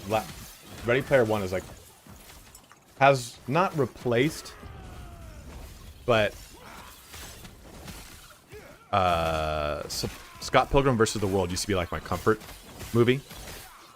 Now Ready Player One is, because Scott Pilgrim vs. the World was like my comfort movie when I was in like my 20s. Now that I am old man winter and I belong to time, it's just like The Watchmen. Watchmen's change for movies was so appropriate, and people are like, the book is different. Like, yeah, man, the book though had all those like mystery chapters to build that narrative for the Watchmen twist. I have not watched the Netflix series, which is based more off of the art of the comic. That's what the military was. My brother was was ex-military. He retired like 3 years ago, actually. And he was in the Navy, and I spent so much time around military folk. Yeah, I just didn't want to ruin it for anyone who's maybe playing no idea and is like, oh man, I can't wait to get some story lore intermixed with breaking HR violations in a corporate setting, you know?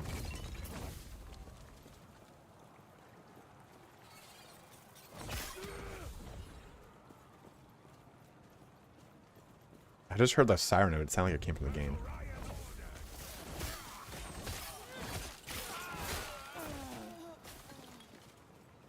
Yeah, you know, I kind of think that's the best way to go about it, Lost. Because you can be like, hey, yeah, I'm sorry, it is launch day. But at least you can play the game if you purchased it because you watched a video or something like that. I think that's the route. Otherwise, it's, hey, I spent 35 bucks and you're going to see tons of angry... Oh, God, this is what's going to really piss me off. There's going to be tons of... There's going to be Steam review bombing. they should have expected this. Like, no, man. No one can expect this. And they're never going to step those fucking Steam reviews back. Like, I think Steam review bombing is the lowest tier level of game activism. I think it gets the job done sometimes, but it also ends up killing a lot of companies that aren't backed by big AAA money that can just weather that storm. You review bomb Diablo, who gives a fuck? You review bomb a game like this, they won't recover.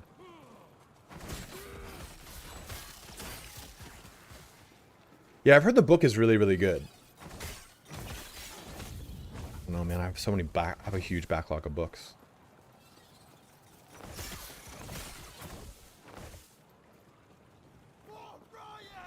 The blank login screen is totally a game ending. Yeah, 100%. That's why I think that's the better way to go. Fix that and then fix the online play. Because at least people will be able to play offline.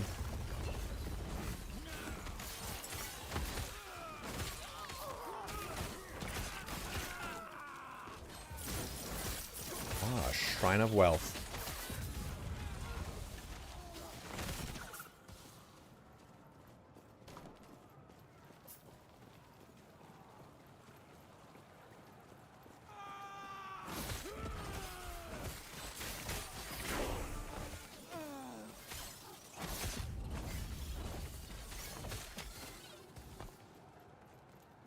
What other thing do I kind of want to spec into something more fun. I guess we could do Summon Wolf for now. There's no reason to do Gathering Storm and Swipe.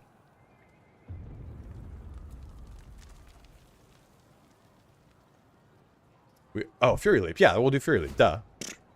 Thank you.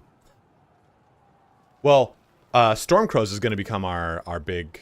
We'll probably swap off this for... Actually, you know what? Yeah, we'll swap this off for Warcry, but Stormcrows will probably become our movement ability. Since Stormcrows, you can like jump to where the crows are. You can just blam. Yeah, you know what I mean when I say blam, right? Mm-hmm.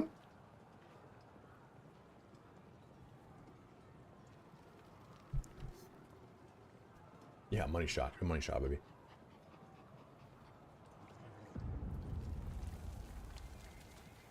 This is a good way to go. Let's go, though.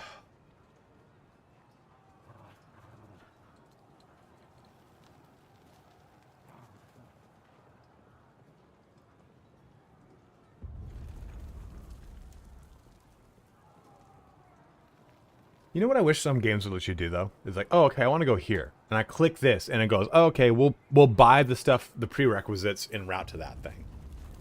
Better produce more leaping and skills with the storm. You know what? Yeah, let's see if we can get kind of wild with this. We'll go with like kind of like an Odin build.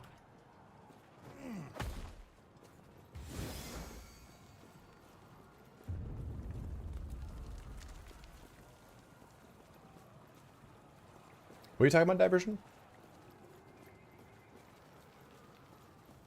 Oh my god, man. That's what motivated me to buy it, not the man on me stuff. I'll all say. Evil and vocal. Wait, what? Lost Partridge, have you used the Stormcrow one? So why I like the Stormcrow one is that it allows me to traverse through things without pathing issues. So I can actually jump up like Z-axis. I can jump up like to another level with it. It's like a better teleport. Teleport's pretty limited.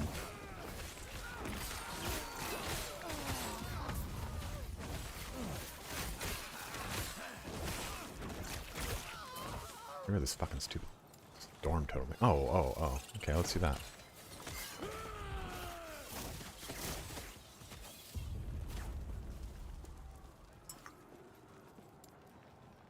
Did I get more passives? Oh, I did. You can fuck a bear and solve a million.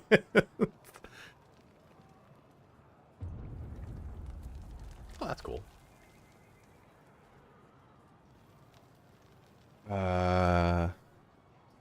Do we want to do dual wielding? I don't know. Dual wielding is never really kind of... Dual wielding in this game is not kind of... Calorian gave out 5 community subs. Thank you very much, man. Heading out here, just throwing out them subs. You fucking hot bastard. Our modest fellowship expands. Praise the sun. I'll show you Stormcrows. Hopefully we can get there today and I can play around with it and I can play around with it. Our modest fellowship expands. Praise the sun. Thank you, Chlorian. I appreciate that, my man. Always showing the love. It fills you with determination. Shield Rush is a lot of fun. I did Shield Rush. I started as a Sentinel, but the time I was playing, the Forge Guard was in a really funky place. Mage helmet. And I wanted to go Forge Guard. Void Knight seemed... I had watched all these things on Void Knight and it seemed like it was too papery, like too glass cannon-y. And Paladin seemed too boring. I didn't want to do a Whirlwind. I didn't want to do a throwing a fucking spear build. So it didn't tickle my pickle. But it has since changed. And I think that's the one thing I wanted to try to help break with people when it comes to this game. Those flavor of the month builds, there's not a lot of people covering this game, right? Now there will be now, but the build diversity is very minimal from the people that are covering it. Last Epoch Tools and the other one are really good examples of a lot of different builds that exist within the game. But the problem is that I think people are going to want it. They're going to jump into Sentinel and they're going to see the Void Knight Warpath. They're going to see the Paladin fucking Javelin Shield Rush one. And they're going to see the Forge Guard Spin to Win. And they're only going to play those. But there's so many more versions of the stuff that you can do, right? You can just stack in fire damage and have a lot of fun with a different direction of stuff. So I think people need to not approach this game with that like hardcore min-max approach because the game is deliberately designed not to be played that way. I'm sure you have questions, but let me first check and make sure the Epoch's safe. Is that Halson? Good. Falcon Punch build unarmed rogue with Falcon seems like a wild niche. Yeah, they just added a second unarmed item, right? Do you stream Lost Partridge? Do you have a Twitch? You know, I just think. Well, let me shout you out, but dude.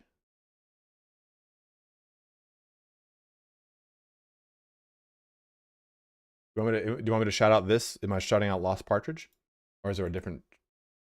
Oh, I'm gonna. Well, it doesn't matter. Your family. You're talking about.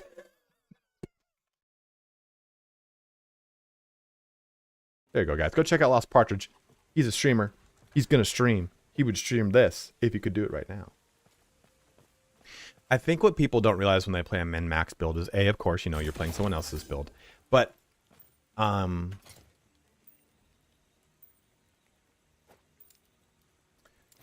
guy was like, oh, why would I don't want to play this. I want to, oh, dude, look at that new helmet. That's a new motherfucking helmet. Like, why would I want to play, that build when I can do this or that? Oh, that's one I just got.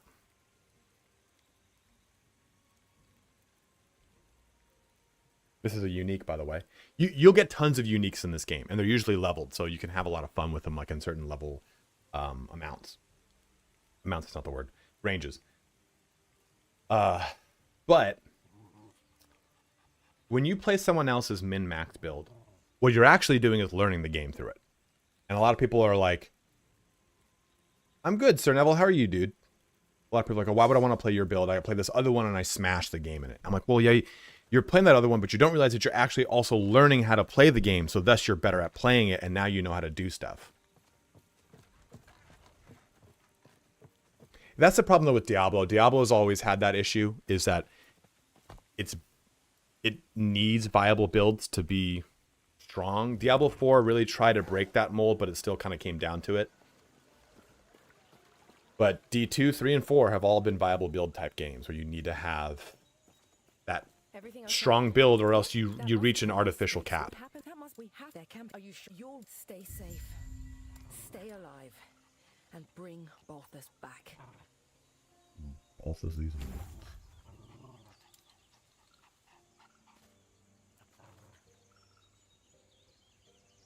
I'll go there too.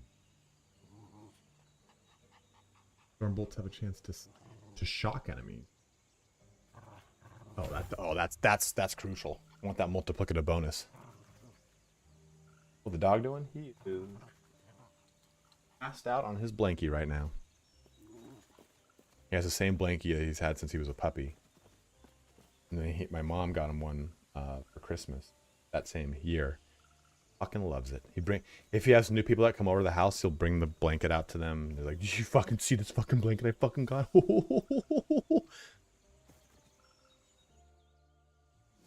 Yeah, or at least Elk, play your own build up to the point where the build can't progress anywhere, and at least you'll understand why the min-max choices have been made.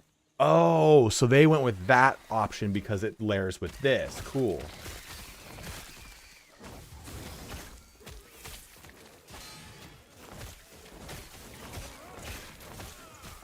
Oh, thank you, Lost Partridge.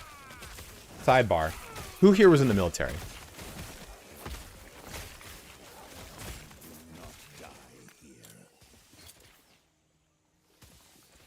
There you go, Lost Partridge in the military. That version was in the military.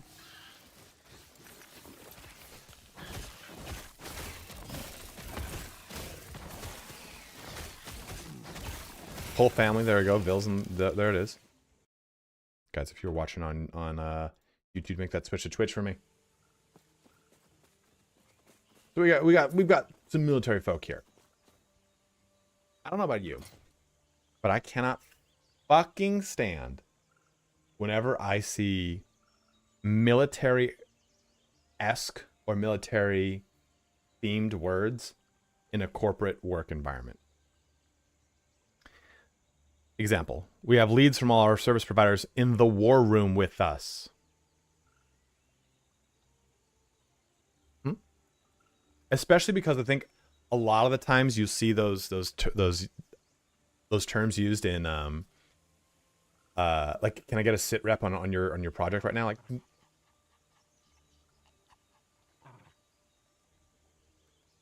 or the improper use of them.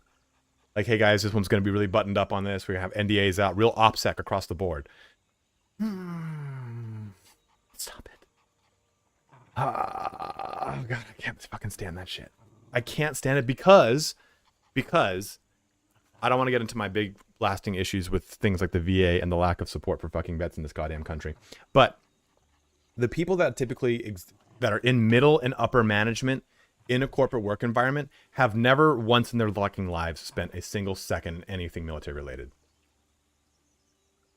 I'm too busy painting the desk. Yeah, I got some pastel markers and some fucking sweet crayons. I'm eating and having a good time. Oh my god. Oh, intern was Oscar Mike on that report you wanted.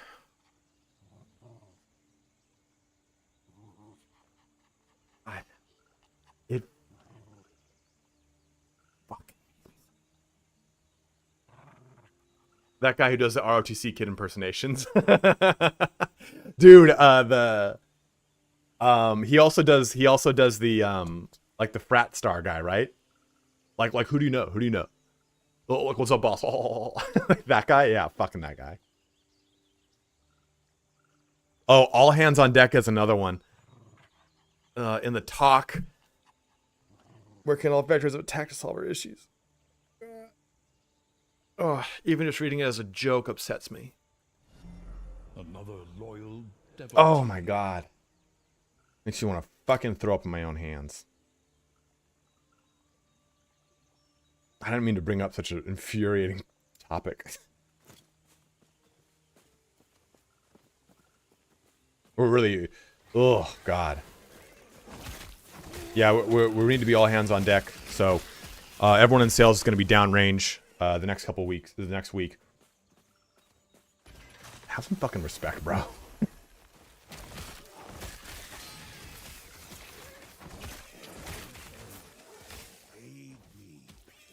They need you to lock in.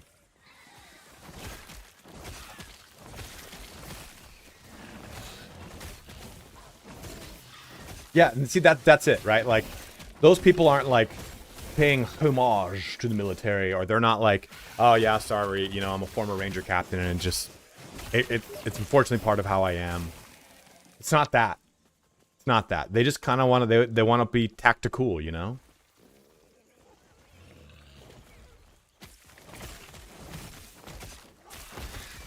It's odd to have a civilian place like Hua, for example, all over in my army. Hua was word for yes, no, excite, all kinds of stuff. But when I hear it out in the military community, it's bugging. Like I can't even say it's a non-military area. It gives me a bad taste. I don't earn my right to say it. Yeah, exactly, right? Like, I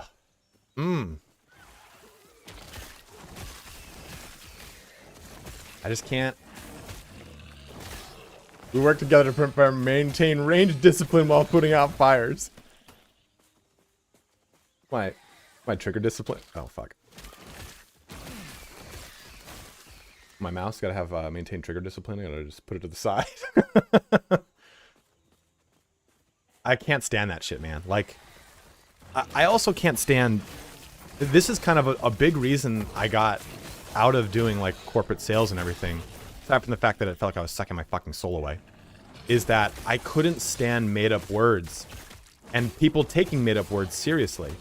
Oh, we've end-of-lifed that project. I'm like, you just threw a bunch of hyphens into a prepositional phrase and made it a word. You're fucking stupid 3 ways.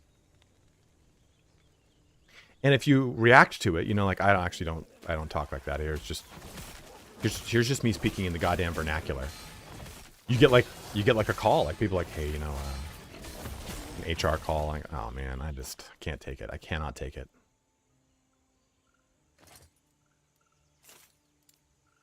I am fortunate that I never had to work for an employer that was too bad with that stuff. But like, they did. He's wagging his tail in his sleep. They did end of life a project. Oh, I was on a call and had to say, yeah, we sunsetted that. Ugh, that is so stupid. It fucking makes me want to throw up. So every single item has implicits. Implicit benefits that an item will get natively just by existing. So, take this one for example. 15% increased physical damage and 10% increased minion physical damage. So minion builds would want to focus on these types of relics. There are other items in the game too, so like, not this axe. I thought the forestry axe did it. There's another axe that'll give minion damage, stuff like that. I'll send you a sub for tactical corporate speak. Thank you very much for subbing up, man. Very kind of you, bro.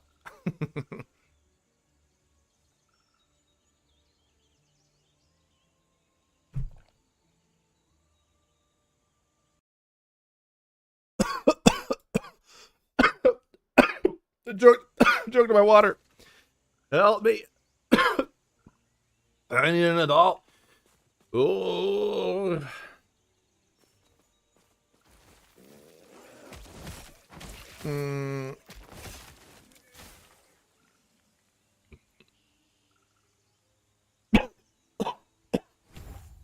What you just said for some reason made me laugh.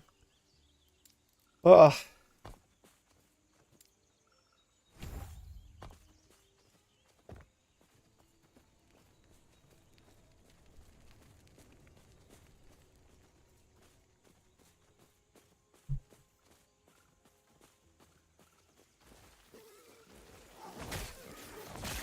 I can understand the use of War Room though. I will give you that, Lost Partridge, because being in those kind of like high octane,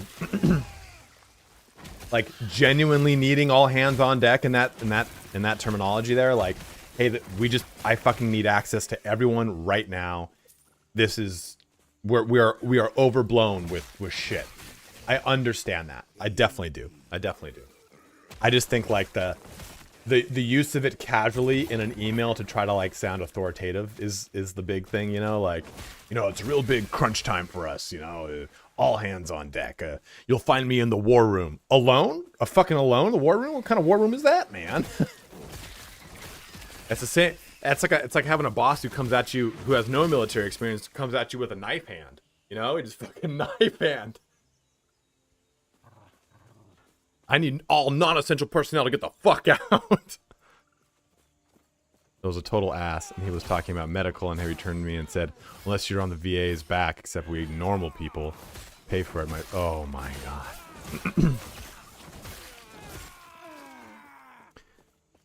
Listen, I'm not... I'm not very smart. I think I have ideas, and I think the ideas are well intended, but I don't think they're very smart sometimes. But, you know, I'm trying not to make this like a fucking Jingo suck my dick fest. America's got a pretty cool fucking military. And you see a lot of fear-mongering from people saying like, oh, you know, war with China, war with Russia, all this shit, blah, blah, blah.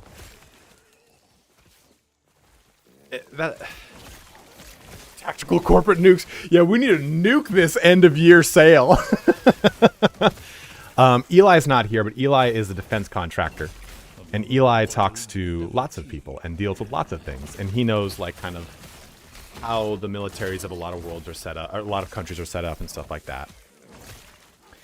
But our military is pretty fucking awesome. And when it runs, when it has, like, an objective and it's not just simply like, yeah, we're waffling here because of bullshit bureaucracy. It is a terrifying machine. Most other militaries that we think of are like kind of mothballed and not really upkept, or they have a point that is defensive. Like Chinese military is more based on like defensive operations, not offensive. Versus ours, we don't have healthcare for a reason, baby. And the people who join the military, for whatever reason, right? If you're joining for opportunity, if you're joining to excuse you, young man, there's no need for, there's nothing out there. If you're joining for opportunity, if you're joining to dodge punitive stuff, whatever it is, you know, it doesn't matter. But my point is that our military does a lot for us, and that we don't even realize it. And what we really kind of do is, thanks for your service. Here's a beer. Shit like that. And I'm also not naive. Now, having had like a brother who's in the military and being around a lot of military people, I realize that a lot of people in the military are not always good people. And I'm not shitting on them. I'm just saying that, like, not everyone in the military, if you're a soldier, doesn't mean that you're an upstanding, virtuous person with an amazing moral compass. It doesn't mean that. It just means you're someone who is a soldier. But you get done with the military and it's like, hey, thanks. Well, what now? Thanks. Well, I've got all these issues. Uh-huh. Disability. Thanks. And that's it. And I think the hardest thing is, it's like, I'm watching Thanks for Your Service. And that fucking movie, man, it's heart-wrenching. It starts off with someone killing themselves. Oh, yeah, if you don't retire, you get shit. You get nothing. And there's no kind of like exit plan, exit strategy, to use a corporate term. There's no kind of like period in which we can cycle someone from being in the heat of engagement and deployment into now a civilian. It's a switch. And then we tell them during that time, when they're out there, hey, you need to be the person that's pulling the weight right now. You need to be front and center. You need to not fucking cry. You need to just kind of push through. You need to be my guy, whatever it is. And then they get home and they can't fucking talk about it because maybe they joined when they're 18 and their emotional spectrum can't fucking cope with it because they were just told for 6-8 years to just grin and bear. And like, we have these issues with the VA, underfunding, understaffed, all this shit. And I don't know why. And again, someone maybe that is way more versed in this can tell me. Way more versed in this can tell me. Why don't we say, okay, hey, we now have a 4-year program after you've served where you can basically kind of transition into being a full civilian. The jobs that we offer in this will be maybe manual labor if you want to, or it's a trade school. Like it's a government subsidized trade school. So you can come out of the military and then immediately go become an electrical engineer. Not electrical engineer, maybe a little highfalutin, but like a plumber or an electrician who makes 6 fucking plus figures. Hey, you're deployed in, and your home is like Camp Pendleton. Well, where you're in California, you can go become HVAC. If you have a job in AC, it is $250,000 bare minimum after apprenticeship fucking job. And that's it. And that like do something like that. Set people up and say like, hey, you know, as part of this, we have psych evals, we have support groups, stuff like that. Or, hey, oh, dude, Smokey, I'm going to get to that in a little bit. Hey, the VA is understaffed. So you can come back and actually work at the VA and essentially work in what is logistics, because that's what that is. And then in the times in between work, we will offer you the services of the VA. Like, I don't understand why that's not done. And maybe, again, people that are veterans or people that have done this or people that are somehow invested in all that can tell me, hey, that's been tried, hey, that's been done, or hey, that's kind of already there. But I don't fucking get it, man. Like, we're doing this massive thing to expand Intel chips in, I think they're doing it somewhere in the Midwest. Why rather than trying to find a bunch of people to do those jobs, we have tons of unemployed veterans who just can't find fucking jobs? Put them into that. Government subsidized, give them fucking purpose again. Yeah, and that's it. A lot of people, military experience, you immediately come to becoming a cop. The answer to your question is because once we moved away from mandatory service and the draft in Vietnam to an all-volunteer voice, the government decided that it would not suffer negative electoral consequences, so they just don't. You're 100% right, man. And that's my fucking problem. Burn, oh, dude. Yeah. It definitely comes down to money. But, like, could you imagine if someone was like a radical individual and they came up and basically got invested into like like I don't know, maybe I can't say something like this.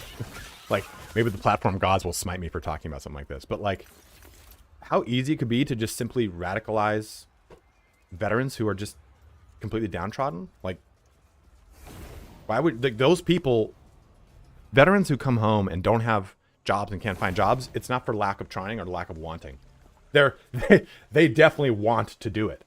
And to not actually be able to like tap into that, you just have a whole fucking resource of people who have amazing discipline. They're just being like basically shit on. Oh man, they increased the purchase price of these. I don't know. Again, I'm not really versed in it. I don't know a whole ton, but just my dos centos. It costs $10 billion to provide better vet health care. What does that compare to the national budget of 1 year? You'd think, right? You'd think it'd just be that easy, but like, I feel like a lot of the platforms that people run on, they're very shitty. And they're not real. Like, Millennium Challenge War Games involves fictional country, cough, Iran versus the U.S. Guys, what I'm saying is, this is it. This is the platform I'm going to use. I'm running for president. Who's going to vote? Imagine my inaugural speech. So who does a desk pop? Tax-free desk pops.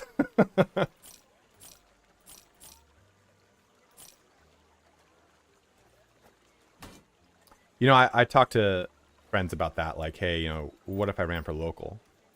And they're like, it's so dirty. It's so dirty on just the local level. And I'm like, that's so fucking sad.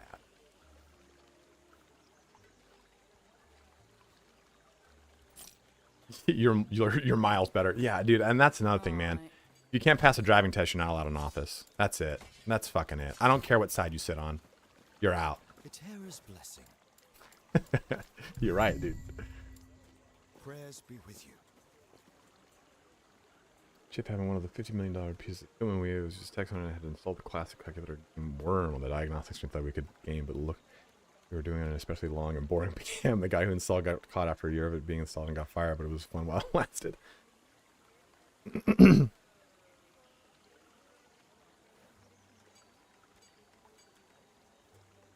Better than the current options. Yeah, and hey, I'll say that too. I think there's a lot of doom and gloom that surrounds our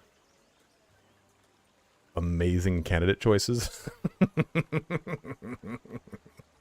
But I am very much not a pessimistic person when it comes to the future of our country and our world. Like, I think it's very easy to subscribe to dread, but dread is the absence of hope. And that is the one truth in our world is that we will continue to persevere, right? There will always be a small percentage of people that will push the populace through, even if we don't fucking want to do it, kicking and screaming. And I believe that, you know, our country's super young. We haven't gone through all the things that a lot of European countries have. And I think that we deal with a lot of flack because, you know, we are relatively on top when it comes to overall global power, right? And I think that that's fine. But I think it's very easy just to kind of think that, oh man, well, things are, this is just, we're gonna have this and that's gonna happen. And exactly, right? Like, I think that it's very easy to subscribe to that notion, but in my mind, having bad candidates, poor presidencies, stuff like that is what galvanizes the future to have better candidates. Because if you have nothing but good ones, what's the point of even trying? You're like, oh man, people are already stepping up. But yeah, and I think too that Lost Partridge, we're all pretty much born into the 90s and early millennium, which is a pretty quelled, easy time as far as America goes. But 60s, 70s, and 80s were not that. I was talking to my parents about it, and they were like, you know, a lot of people have been scared about like nuclear war in the last couple of years. That won't ever happen. But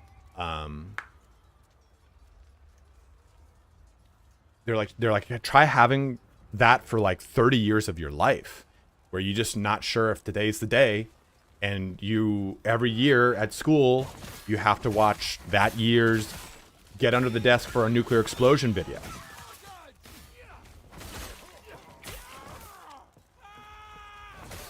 Oh, dude, I would be too radical. I'd get assassinated so quick.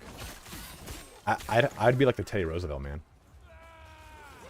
That's throwback to the Japan's. Yeah. Also that if there is nukes that go flying, fucking send them, dude. I'm ready. You want to know why? Do you want to know why? Because that's when Japan mobilizes its Gundams it's been sitting on for the last 20 years. Ugh.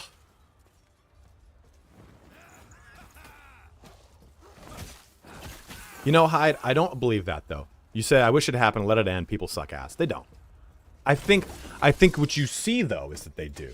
But in your day-to-day, you don't see people slamming doors in your face. You don't see people spitting on you. You don't see people littering. You see people more, by and large, doing small little acts. And that was, like, Tolkien's big thing, right? Who sat through World War I. It's like, you know, the small acts of kindness are what keep evil at bay.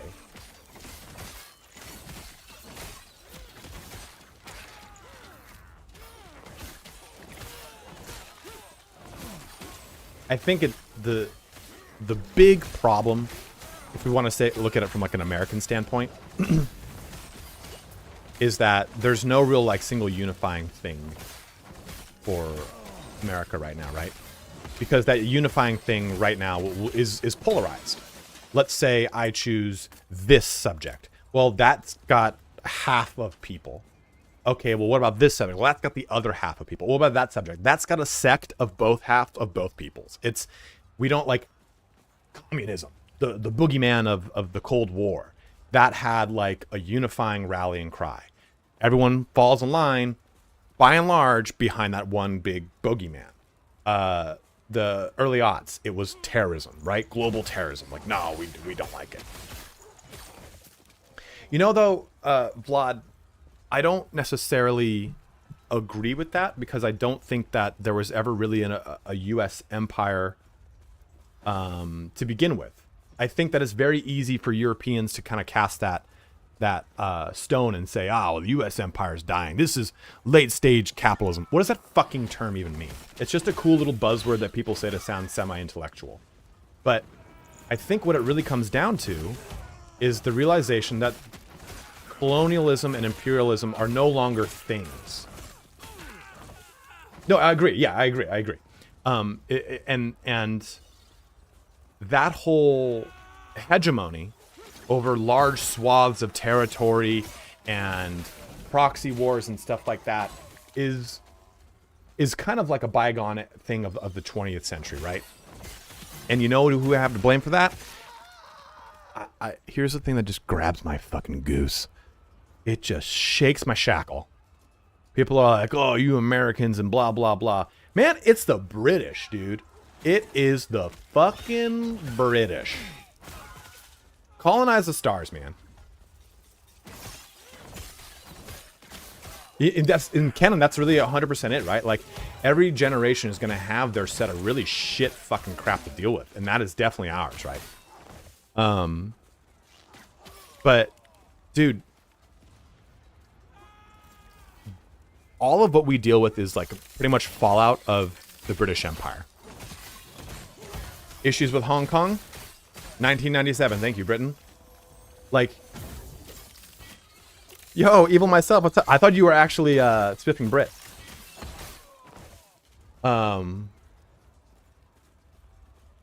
India's lack of like singular identity is because of Britain.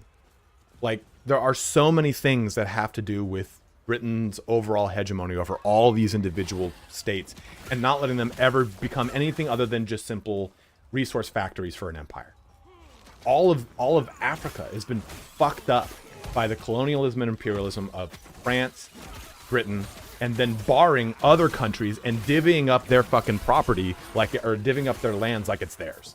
Like all of that shit. Oh, Italy, you want to come and invest into portions of North Africa? Well, we as Britain and France are the arbiters of the land that's not ours. Like, are you fucking kidding me?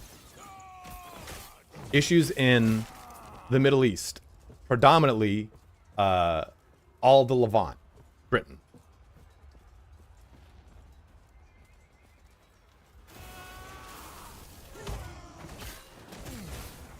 But I think we're in a new era, though. It's like, I know. Globalization kind of eradicates the needs for imperial power, right?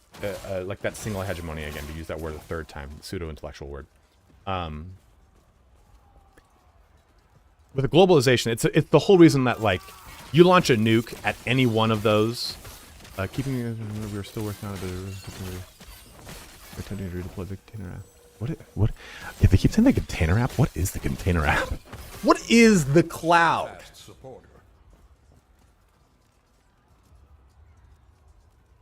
Tobizzle, yes and no. It increase standard of living in a different kind of way, but also at the same time, what the British Empire did was also remove the identity of Indians, specifically Indians from India. And you have different sects of Indians ratting each other out to get more power with Britain, to build more of their power base in India with backing of the British Empire. And then that would all switch. There's a whole bunch of crazy shit when it comes to the history of British Empire in India. And you can say, yeah, they kind of like modernized them and brought them up to times. But I think, too, that we've seen that very rarely works out well. The Great Maple Syrup War of 1983.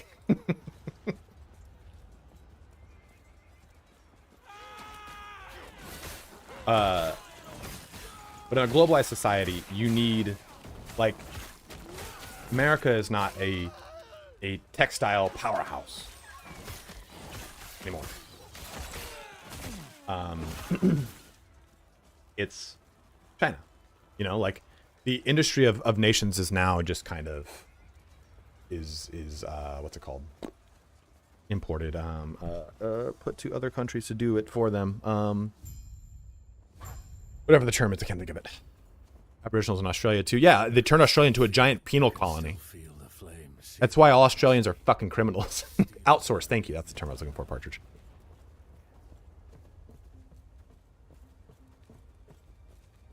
I think the only way we get term limits is buying out.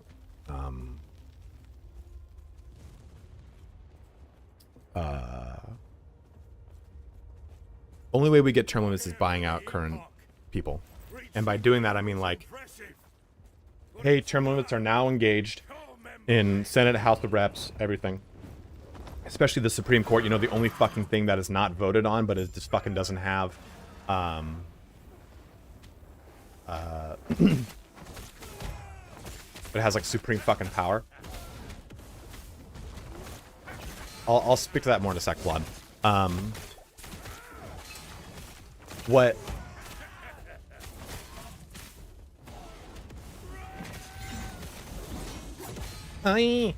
with like term limitations, I think it's got to be like, okay, here's the limits, and anyone who's currently in office, you will be paid your salary of your current office if you're oops, sorry, I got distracted. If you are voted out. And of course, that's not why they're there. It's not their salary, right? It's all the kickbacks and the super PACs and all that shit. But that's it. That's how you kind of make it about that. Well, you thought you said it's not about money. We're offering you the money that you're like, what's the deal here? Like, you kind of basically trap them in their own bullshit. America must stop being an international police and stick its nose up its ass. Deal with homelessness, border issues, work. Okay,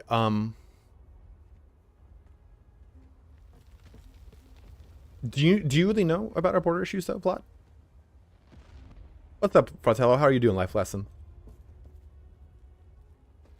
Because, like, as a border state, what I think is really funny is a lot of people have opinions on our border issues, and they're not border states. Like, a lot of people in, like, Senate and Congress are like, oh, our fucking borders and blah, blah, blah, blah. I'm like, you're not a border state. Yeah, exactly. We don't really have true, actual... No, it's fine. No, you're fine. You're fine, Vlad. I'm just saying, like, I think that it's become a very hot button topic, but the border issue is not like it's being blown out to be. And yeah, homelessness is 100% an issue though. Holy fucking shit. Work position issues, 100%. But I do think the bigger problem, Vlad, that you don't see and we see as Americans is that, yeah, sure, we should not be an international police force, but when we don't do anything, we're called upon to do something. Those fucking Canadians are coming over in mass, bringing their meth addictions and fucking tons of goddamn maple syrup. Yeah, see, and that's exactly what I mean. It's an instigated topic, but it's not one. It's a not real one.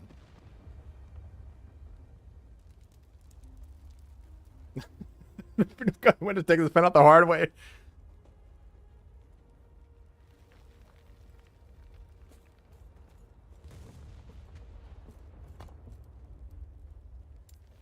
I understand.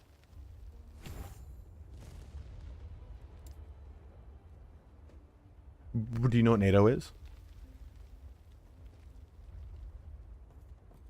Because I think, like, again, fuck NATO. Yeah, but I mean, like, never mind. Not NATO. I got my acronyms confused. I was like, I'm thinking of NORAD. I was like, NORAD's really important. We need that. Reaching me was impressive, but it's mine. Co-member wing.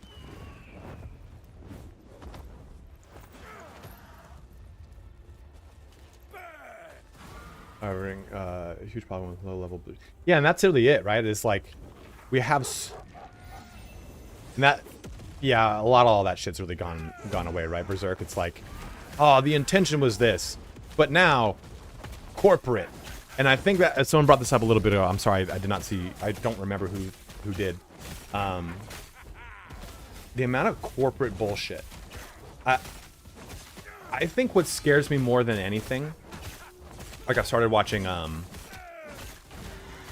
that fucking movie show called? Succession? I didn't know he'd move back that way. And that show scares the crap out of me. That's about the Murdochs. But that's something that I really worry about are, like, not massive media companies so much as just, like, massive corporate companies following their legacy, their legacy falling to, like, super inept children. And not like not like, oh yeah, like, oh, you're a fucking child. I mean, like, literal, like, they're children. Drop start tomorrow, Epoch. That's the shit that scares me, because those fuckers are gonna, like, destroy the economy.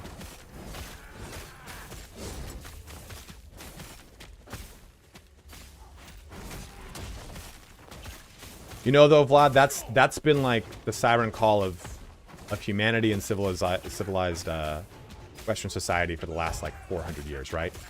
Is that decent folk will always kind of sit to the wayside and defend a tyrant's domain, more or less, you know, because they don't want their slice of the pie taken.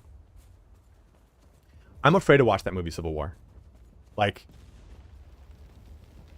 I might have a lot of really passionate stances and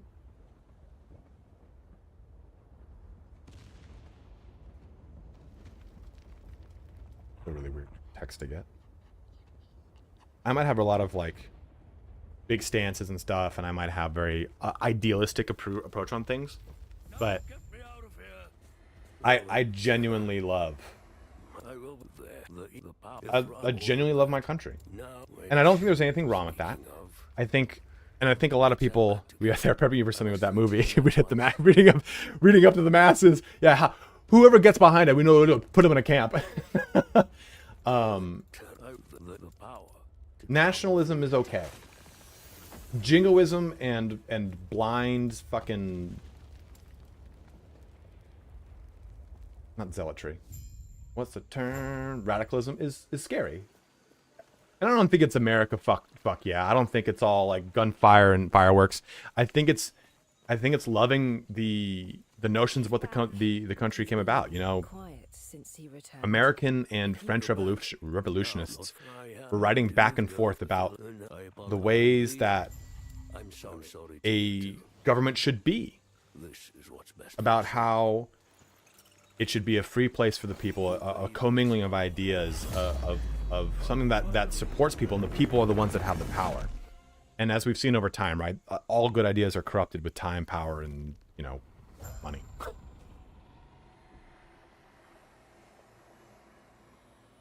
Yeah, you sleepy? Yeah,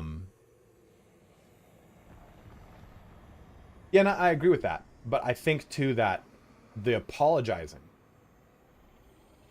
Oh, 100%, Daddy. Because, I mean, culturally speaking, right? Like, it's...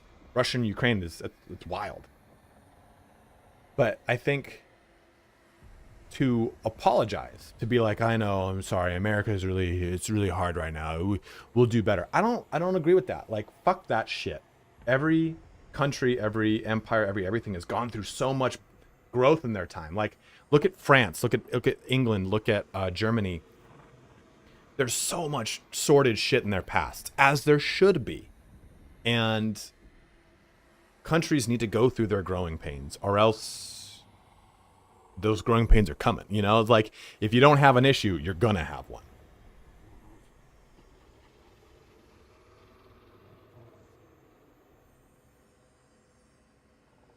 And that's a big thing, Yardash, is what I was saying, is like, I think there's so much corporate meddling now. And I don't mean like deep state, blah, blah, blah. I don't think that there's enough cleverness in a deep state. I think it's more just like multiple companies with self-interest all doing their big plays and big hands that create this kind of underhanded seediness that is global. It's not an American thing. It's a global thing. And that power to manipulate, as Life Lesson just called it, I think it's become such a prevailing thing that is so... Again, I just don't think that... You know, Vlad, you say that, but like I said, it is oftentimes that we are called to those things, to foreign soils. And I'm not saying that's a good or a bad thing. I'm just saying that, like, where do you strike the ground, right? You've created that notion of being international police, but how do you completely backstep it? How do you completely step away from it? Because there are times and places where America being in foreign soil is actually a very good thing, and it's needed. There's things where it's an overreach. So you have to strike a middle ground, right? But I think too, like, it comes down to an overarching corporate interest in all these little things. Like, people talk, like one of my least favorite things is Obamacare. People are like, oh, Obamacare was great. I'm like, it was not. I don't want affordable health insurance. I want affordable health care. I can't. It won't let me. There we go.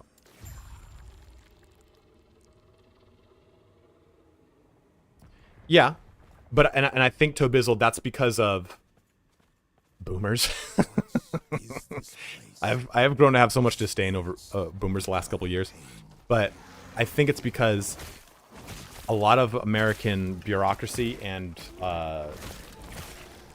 30, 40 years of laws have been built to supply power and money to corporate entities. Insurance being one of the best examples.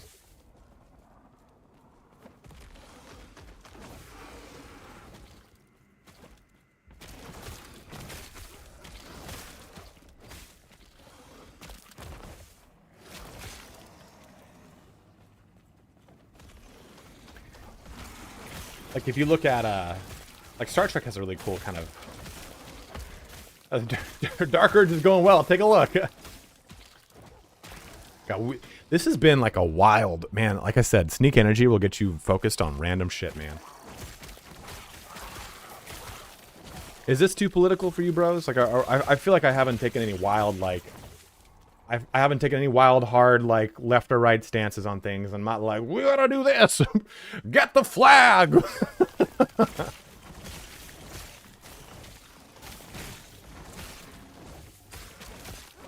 I think, though, too, Partridge, it's kind of like trying to navigate a shitty system. I'm wildly uncomfortable. That's because I'm sick. Oh, no. Well, I think that's the problem, Wardo, is that a lot of people won't have a discourse. A lot of people would just simply believe something, and they'll staunchly defend the belief. A worldview should constantly be evolving. You should be able to take opinions and criticism on your worldview, and you should be able to go, that's a pretty interesting take. I kind of like some of those things. Let me dig into it. Let me look into it more. Let me see how that works. And I don't mean check your facts or do your own research and that bullshit. I just mean you should have discourse and you should have challenges on what you believe so that you can know if you actually believe it or if you're just believing what a fucking friend said. You know, though, Vlad, I think that our medical costs for things are taken so out of context. Because if I say, like, oh yeah, I'm gonna go get an X-ray. 15,000 for an X-ray. I live in Southern California. I couldn't tell you a single person who's had that exorbitant amount of cost thrown to an X-ray. But I can tell you, health insurance spend the most on it in the world. Probably Hyde. I don't know an actual fact for that. But the problem is people who either be yelling at you constantly or leave. But I think that, like, you're 50. Peace Dog, I saw you type in Vlad's name. It said 56. I'm like, you told me you were 22. It wasn't really. But a lot of the time that cost for that X-ray, it just depends too on the hospital. Is the hospital a privately owned hospital? Is a government subsidized hospital? What kind of hospital is it? That cost is not going to the consumer, it's going to the insurance company. So they gouge the fuck out of each other. I think one of the biggest problems is insurance companies, pharmaceutical companies, and hospitals all exist in a three-way of fucking each other. And then that cost is kicked down to the consumer, to the person who just fucking wants healthcare. But if you go to a hospital and say, I'm actually not going through insurance, I'm the one paying it, or, hey, I can't afford that. They will, more often than not, just simply negotiate a point that you can pay because they just want money, right? And I think that's the bigger issue, is that there's no, like, standard of cost for things. The things are like, everything is way too much of like a, how much are you going to give me for that? You know, it's not just, oh, okay, we know nationally X-rays cost $5,000. It's X-rays cost whatever your health insurance wants to pay us for because we need money. And that's another bigger problem is, yeah, we spend a lot of money on fucking military. And that's, again, what I was saying. Like, yeah, we spend a lot of money on health, on military. But we don't spend money on human or animal health care. And I was talking about how vets are run fucking razor thin margins. Look at this guy just.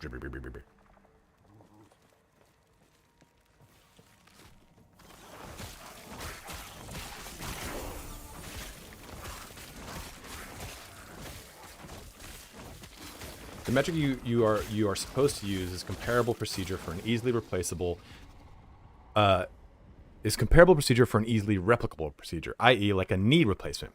And if you look at it, a knee replacement in the US costs 3x what it costs in Australia. So that's a microcosm of the issue that you just said, as you just said.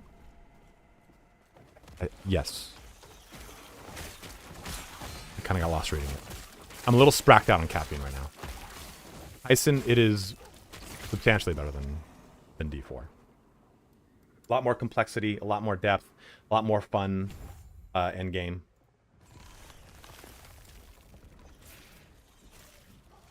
I'm going to start going that trip. No, I'm not going to go up there.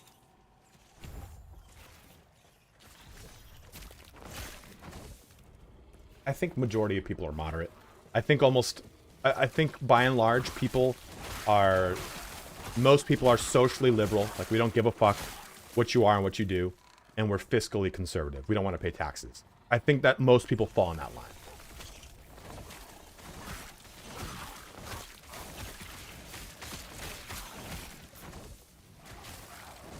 I can't not play Helldivers 2. Well, life lesson, liberty calls.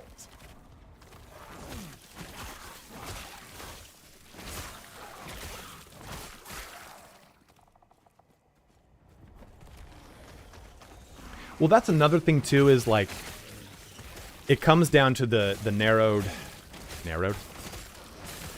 training of like health professionals. Well, I'm fine too with taxes, Kieran, but like you said, how they're spent.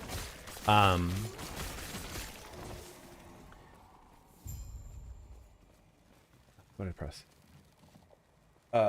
Health professionals are not necessarily trained across a wider spectrum, right? Like, I go to a knee doctor and I say, hey, yeah, I'm having pain doing this and this. Their approach is, let's do surgery, or let's send you to a physical therapist, one or the other, right? And the physical therapist too, like, things aren't, again, on like a true set standard. In that physical therapy, you can go to a physical therapist that is not trained in sports medicine physical therapy, or maybe they work with more geriatric individuals, stuff like that. So every time I tell someone, oh, I'm going to a physical therapist, I'm like, is it a good physical therapist? What do they specialize in? What do they do? Because you can go to a physical therapist for a shoulder issue, but they predominantly work on people who are coming out of wheelchairs. It's like, well, fuck, man, that's not going to be as good. It's not that they don't know, because that at one point they all learn the same things, but then they go through an emphasis, or they go through things that professionally they focused on. It's why when like I see fucking people that, oh, I'm selling workout plans and coaching and stuff like that, and they're like 22. Bro, you have no skin in the game. You have not done anything. You've not worked with a wide range of athletes. You've not built that. Like, what are you doing?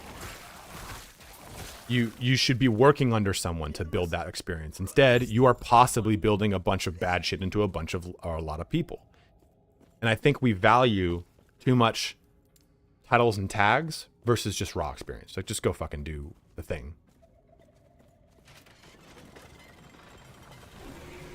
Everyone just kind of wants that shortcut.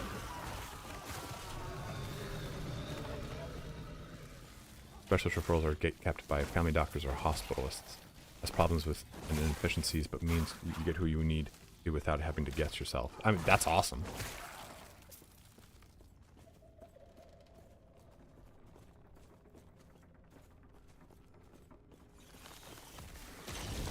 And everyone's got like different needs, right? Like, someone might say like, yeah, you know, I had to get my meniscus repaired and I had a really great physical therapist,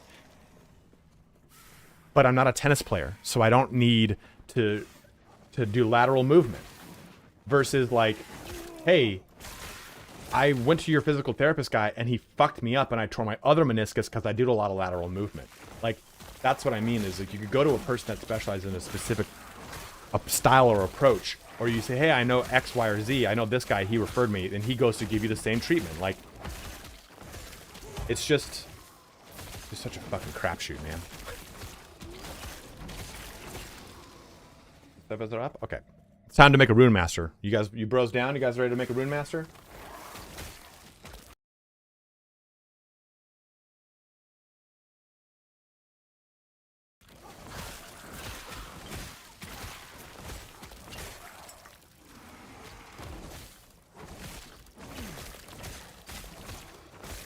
Thanks, Lost Watcher. Thanks for subbing up and joining in, man.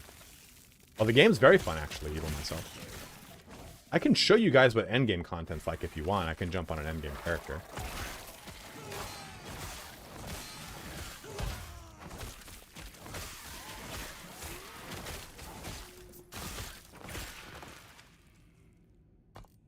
Let's see if we can get on the servers now. God, this has been a wild set of conversations today, bros. Sorry.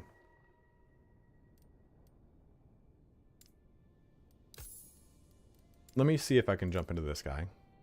This is my Rune Master. I'll show you some quick Rune Master gameplay so you know what we're getting into.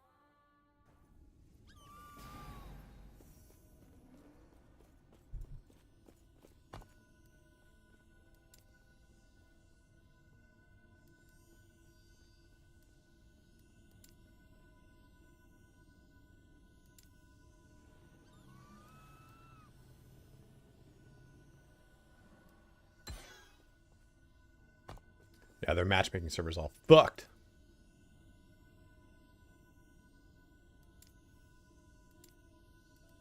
I'm just gonna keep trying.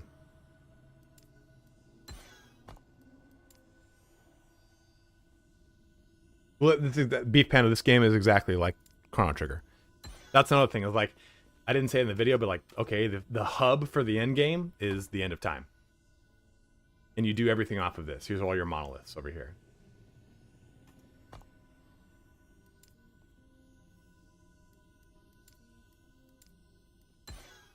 Oh my god. Oh, my blizzy.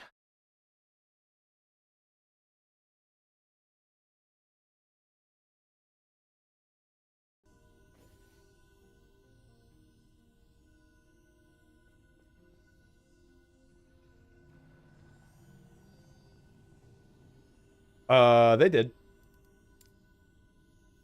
Oh, they put a Lavos looking boss, all right.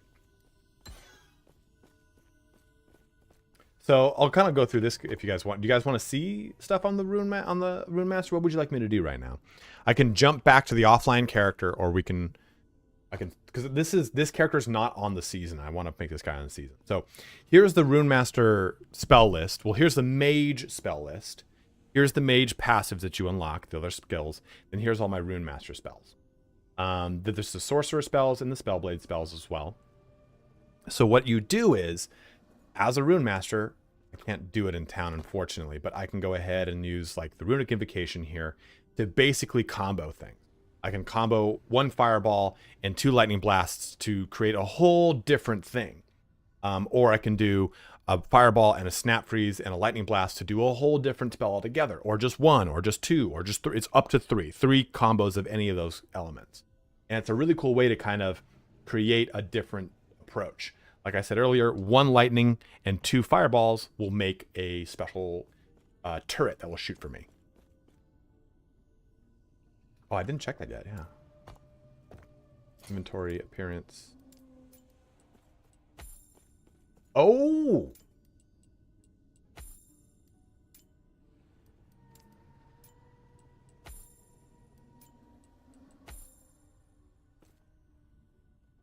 Yeah, yeah, you have it kind of like on the fly spell crafting. Oh, Twilight Fox, look at that fucking thing. These are all the things that you get for pre-ordering. And there is a micro exchange shop, but you don't, it's literally just these little cosmetic things. And it's pretty damn cheap. Like their highest pack goes up to $20.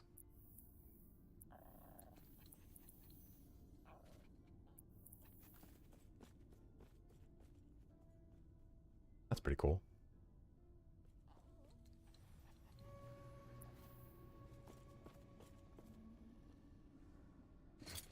What's the other one? Oh, that's fancy.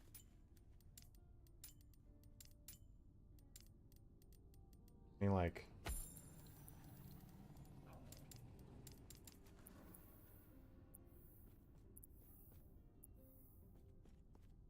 This game is PC only, yeah, right now.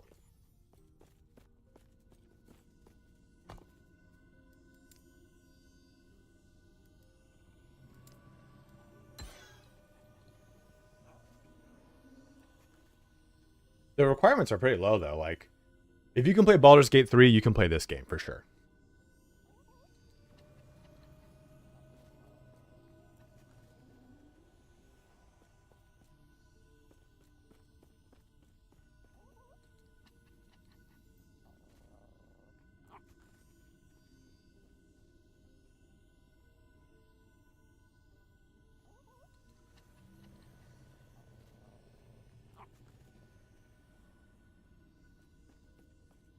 Act 1 Baldur's Gate.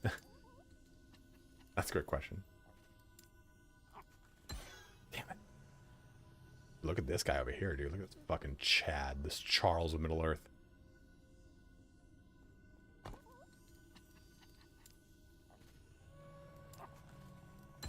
Ain't no way. Yeah, I'm turning...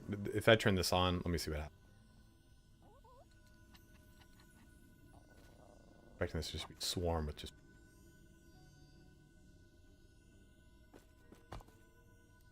Chat was pretty good, but you know, when a game goes from early access to live, it's always kind of a shit show. Oh, thank you very much, Bill. I appreciate that. You make me happy. Yeah, I see it still working on it 6 minutes ago. I just want to show you guys this before I go make one, so you know what you're coming into. That guy's new sword. Look at brandishing that little fucking thing, dude. Here, I'll show you this, though. Here's all, like... I have tons of these. So I have all these items, right? So you just get tons of uniques in this game. So I've got all these uniques. These are level 16 to 30, 31 to 35. These are 46 to 60, 61 to 70, 71 plus for right now. Then a bunch of set items, because there's also set items in this game. And these idols are what you basically use as charms from like D2. Then you've got exalted items, which drop parts. They're tier 6. Affix shards that you use in crafting this. Look at all these new fancy buttons. Yeah, the UI is... They just made the UI a lot better. Or to issue playing games like BG3, like feeling the need to pick up a loader. Yes, hi. But I also feel like that's the really good way to play. I will not be doing any Rogue Trader playthrough, Tub. Because if you want to get a lot of money, the best way to do that in BG3 is just basically get everything and sell it all. But I hoard all magic items because I like to use them for build videos, or maybe I want to change my build, whatever it is. I have that problem in all. It's why I don't like Divinity Original Sin, because I don't know what items I do and don't need. I just fucking pick every little thing up.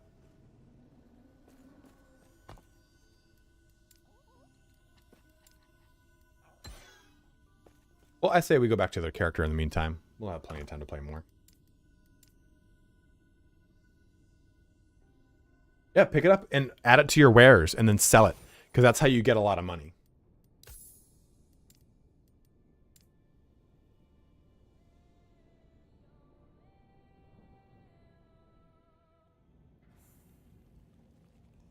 If you guys will excuse me, though. I made it a good 2.5 hours this time. Before.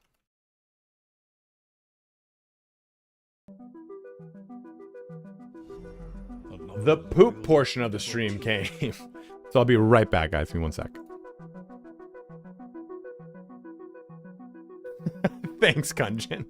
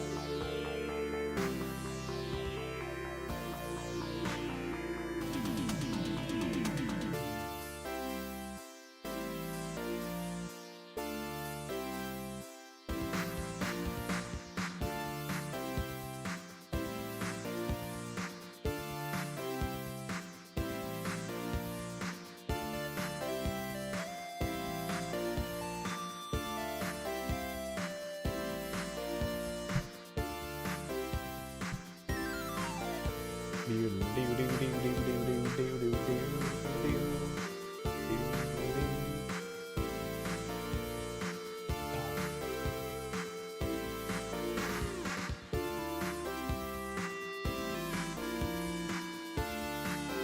at women all the time. All of it. Motherfucker's sleeping and I just fucking stare right at him.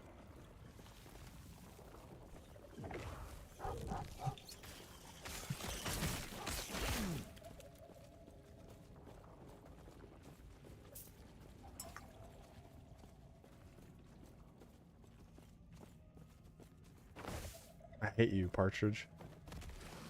What's their gig line like? Do they have a straight gig line?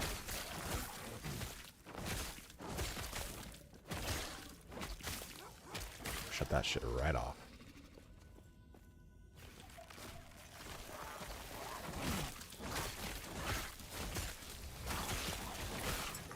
Ken, what's up, man? Ross, how you doing, dude?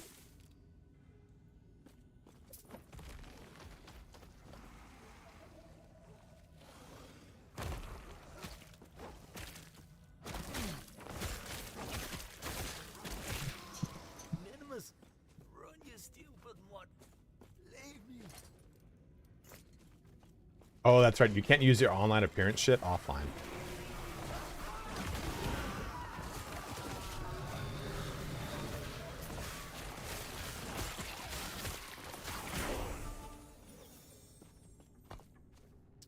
Let's try Maelstrom. Ooh, Tempest Strike just got out too. That just got updated. Can we not do anything with this yet? That's weird. You can switch these to do fun things, but... Oh, that's so cool.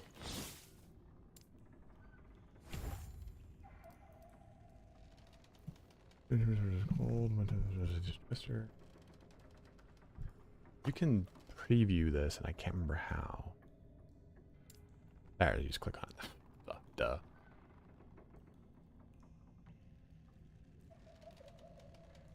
Let me begin real quick with a BG through mechanics question. Why isn't Necromancer's primary stat strength? They're the class known for...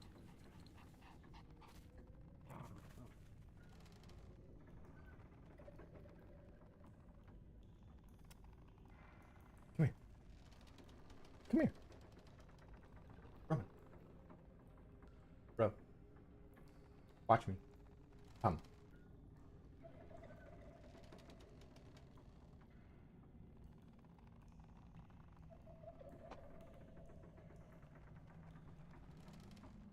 Every time, Ken, you hurt me with one of your puns,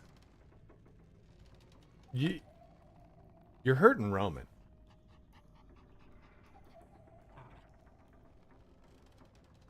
You're hurting this sweet puppy. Look at him, dude.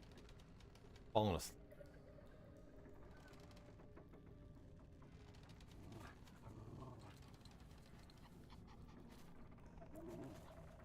$20.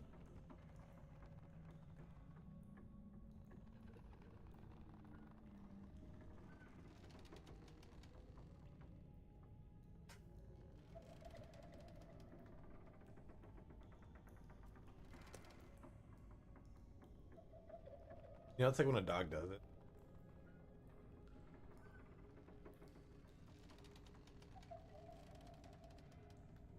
Good thing is, has his little arms wrapped around mine. Oh.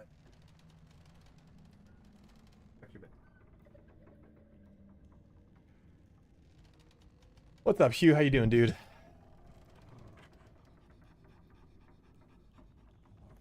Oh my god. Ah, Ken. You do this to me? How dare you?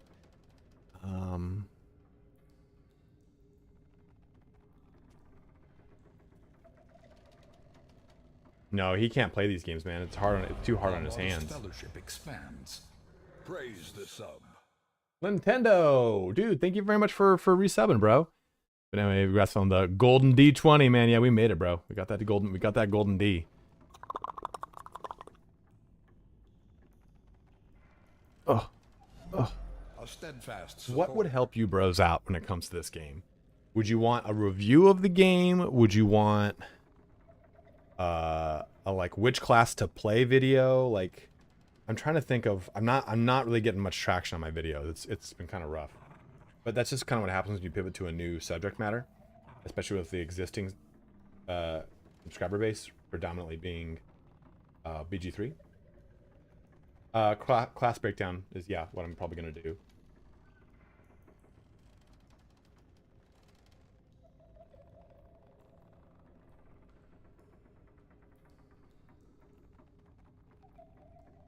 Nice, you. Good to hear, man. Best X in the game? Yeah, I don't really have... I don't have a lot of questions. I don't have a lot of characters. So here's what I'm probably going to make is a video that says best class question mark, and then the title will be though best class for beginners, or your which is the best class to play in last Epoch, something like that. Like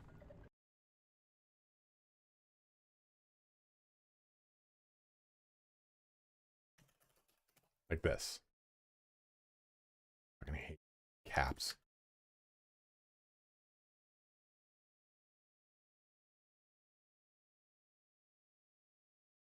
Yeah.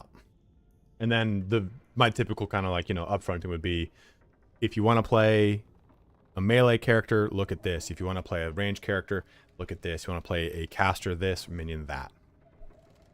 And your video just say, I don't know, guys. So thanks for coming in. Like, comment, subscribe. Zippity doo dah. Bye bye. And it's like 8 seconds long.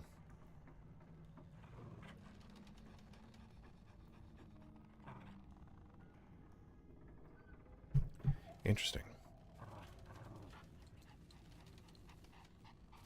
See, I don't know what the point of though of stacking Tempest Strike and this would be Gathering Storm. 8-minute mark now. Diablo 4 level damage on this insane build. YouTube shorts though, man, that make me fucking nothing. I don't know if it's coming out on console or not. What would Indie Pride do? Make a battle video. Whenever you cast Thunder Tempest, you also cast it around nearest. That's pretty cool. So, whenever you have your Storm Totem down, this will do the Thunder Strike on that. On your totem. This was just reworked today. You now have a chance to gain a stack of Gladiator of Lagon. Definitely, okay.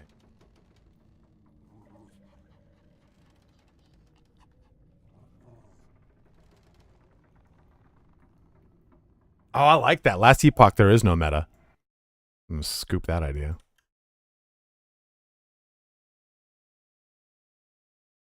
Oops.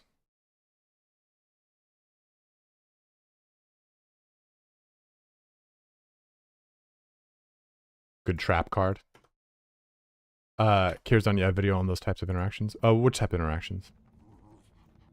Yeah, he's fine. He's just burnt out, man. Burnt out.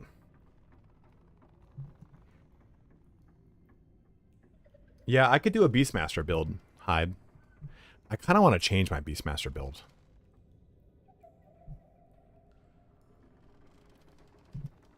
I wouldn't know how to do a video though on all of them because I don't know which ones I'll do. I have to look through all of them. Like, I don't know. Druid's Call. While transformed, you use any melee, and you use any melee attack and hit at least one enemy. You have a chance to cast each Tempest of matching damage type. That's cool. Well, I think we'll kind of stick with this for now.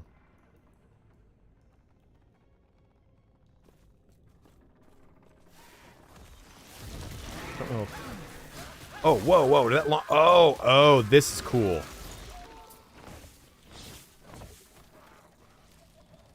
There, try that.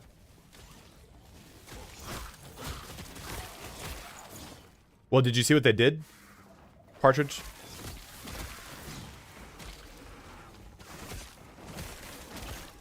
Squirrels now do less damage. Yeah, squirrels do less damage now, like 35% less damage.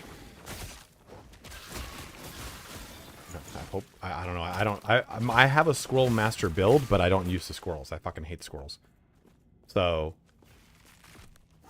yeah, oh god, see that? It's a good thing I don't know that. Dude, Tempest Strike is pretty sick. Maybe cooler than Gathering Storm. A lot of damage too.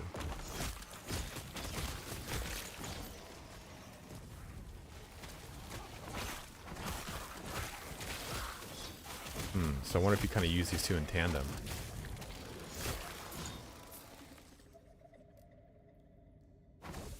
Oh, I see.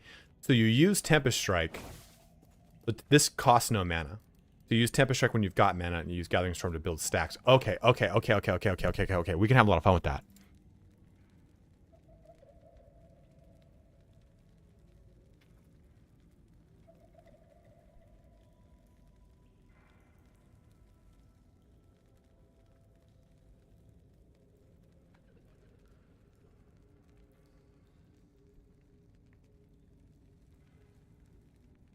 That change your life, and it's not rogues at all. I don't have any rogue characters.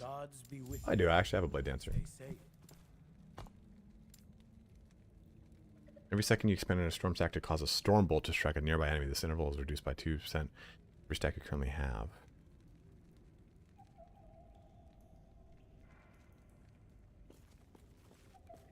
We'll kill your depression and get you laid. I wouldn't take advice from someone like me on that. Really?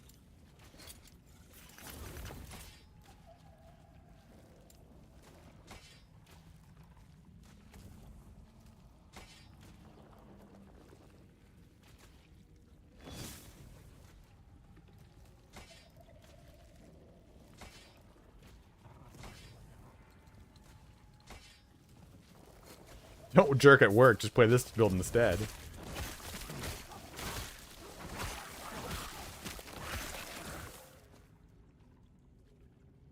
This just in, YouTuber Italian Spartacus cures world cancer using a build. Or world hunger.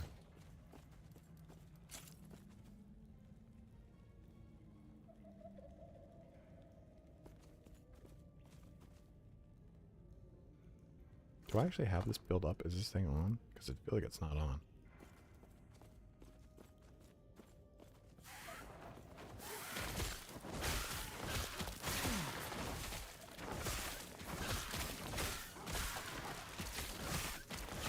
It's free Steam, free Steam gift card just by using this build.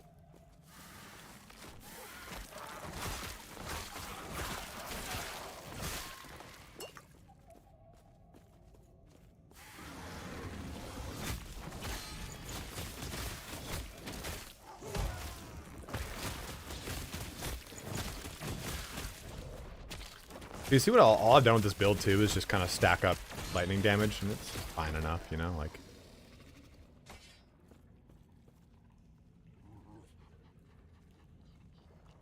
Seems this will work on YouTube.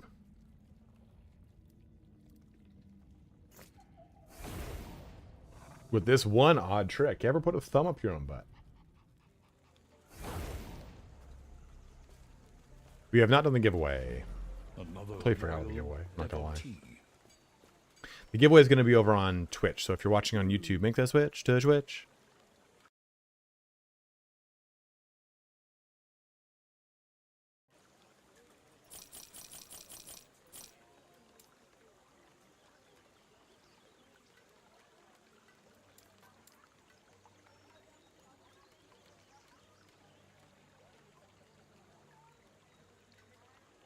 Yeah, I mean, it's definitely. I'm already in like a pretty gnarly uphill battle right now when it comes to dealing with people and like trying to get any kind of traction on this game, but it's gonna take time is all.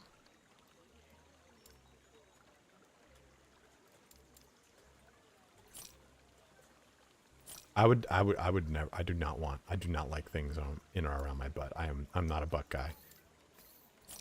Keep your fingers away from my asshole. Right. But yeah, they've definitely taken design cues from both, right?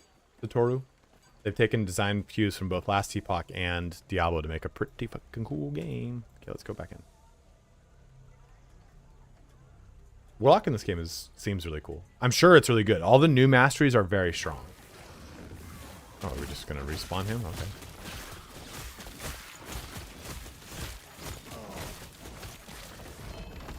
Hey, we got a unique.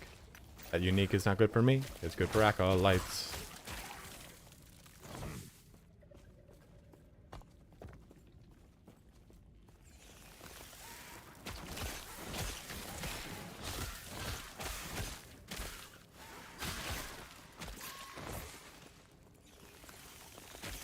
Streams. What do you mean?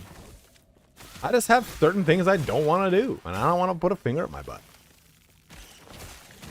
I'll suck a toe, but I'm not going to put a finger up my butt.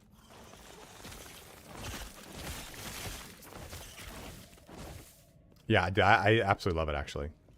What do you mean it could be way worse? If it's something I don't like, it's worse, you know? Like, yeah, I don't want a finger up my butt, but I'd choose a finger over a dick. JD, I don't know. You're a fan of Tarantino as well, I see. I actually do not like Tarantino for the most part.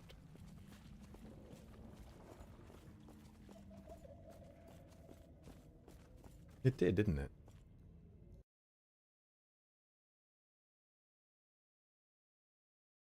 Weird. I wonder why that happened.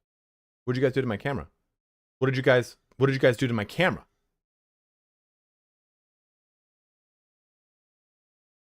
How dare you, Fractal?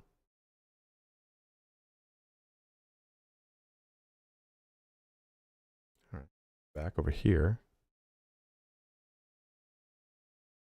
Deactivate. Activate.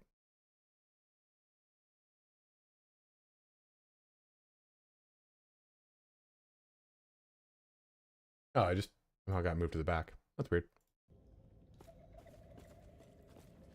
Yeah, a lot of nerve endings. There's a lot of nerve endings in your feet, man. We bit off his toe, yeah, but diversion.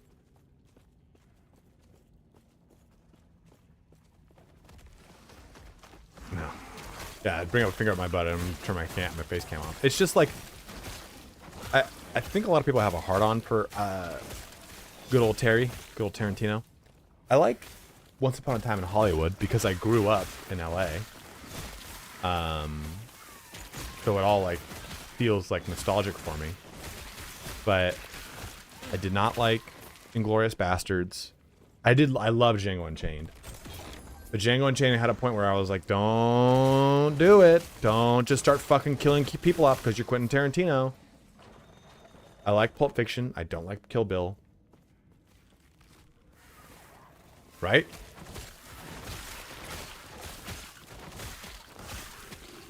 Yeah, but you hated those characters. Like you were happy to see them get fucked. Quite literally.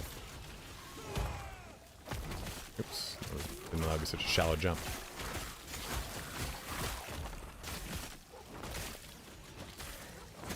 I think those Tarantino hot takes are better clickbait titles. Use this build to find out why Inglourious Basterds is a trash movie.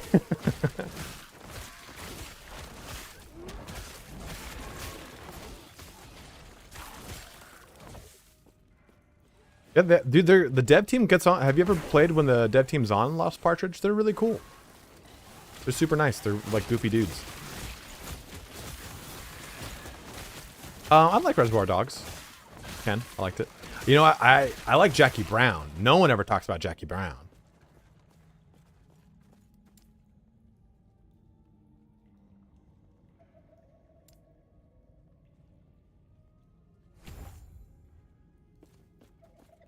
Did you hate Inglourious Bastards? So does this build.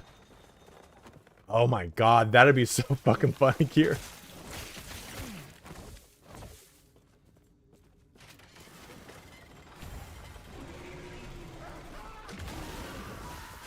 Do it.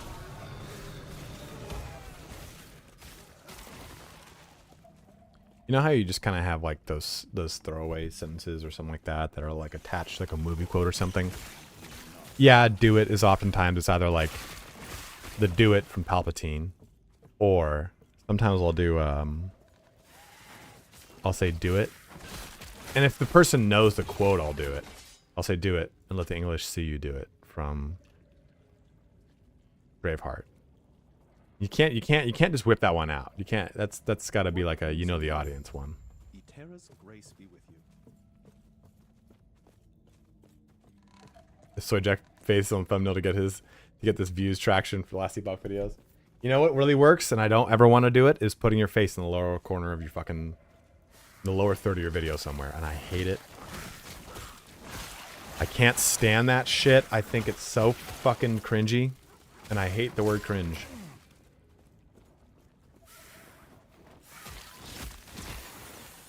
There are certain things that I'll do, you know? Oh, I love, dude, I cannot stand, I cannot watch Interstellar without being, like, getting choked up. That's probably my favorite in the one movie. I thought about doing that Kirazan, but I don't want people to think I'm a furry.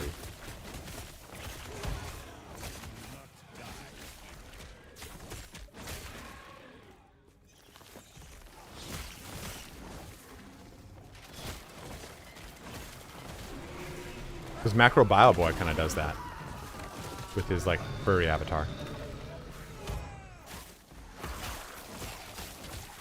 So that's just another mark, another vertical to tap into, baby.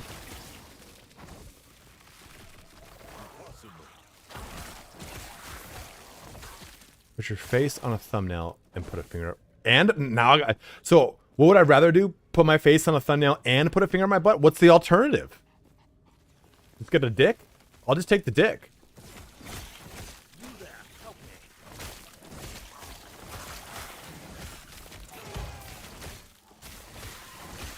You know, I don't understand the furry thing.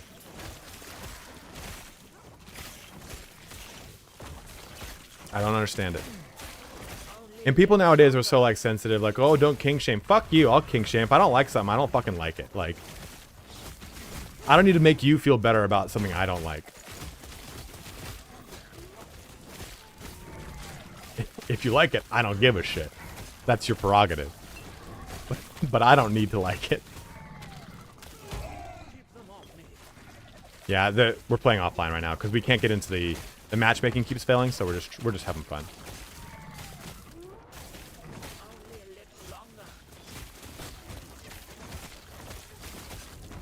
Face on the thumbnail or finger on my butt.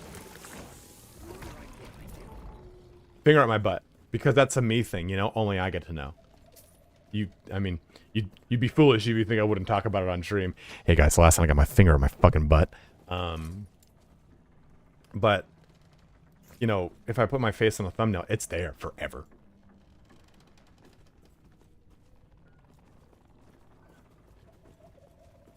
Well, you know, they might be thinking I'm trying to cosplay Lagoon or whatever, Lagoon. But, okay, well, let's do it, buddy. Take roll and roll.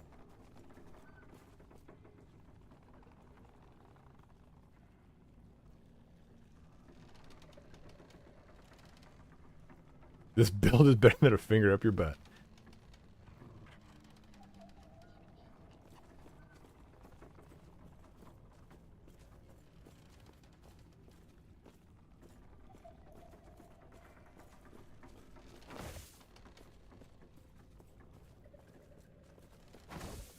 I think we killed him, Elder. Let's move it.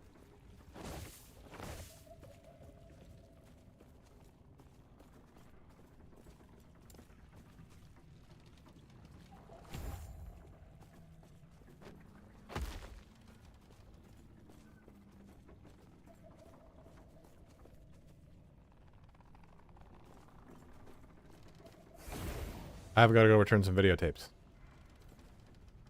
Oh shit! I'm gonna put my delicious tilapia. Fucking water.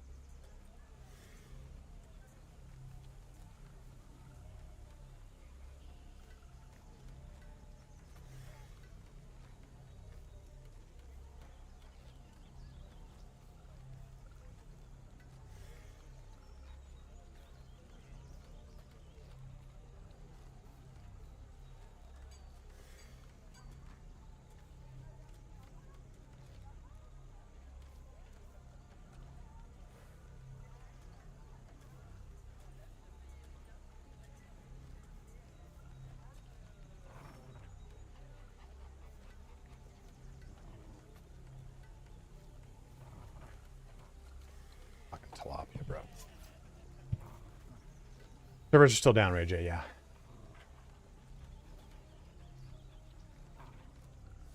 I mean, yeah, salmon's my favorite.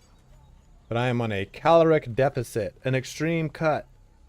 I have gone from 3,100 calories to like 2,400 right now. Go on. I'll be right behind you. There we go, I fixed it. I'm already down 12 pounds. I'm already angry. I'm already generally irritable.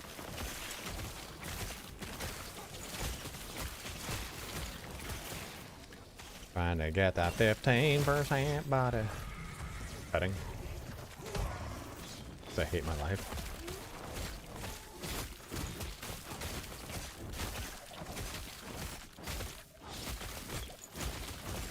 I typically cut in the spring and bulk in the winter.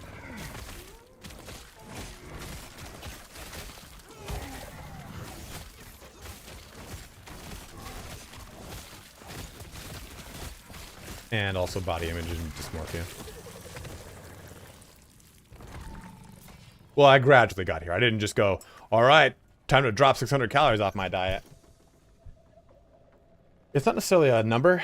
I just want to I want to lose like 4 or 5% body fat. I'm already down, I think, 2. No, it bugged out. It didn't register me doing it at all to begin with for some weird reason. We are almost ready to choose our mastery. Oh, let me get so storm cross. Some stormy crows.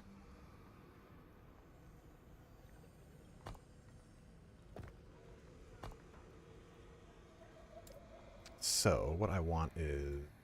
Just have them teleport? Aha. This is it.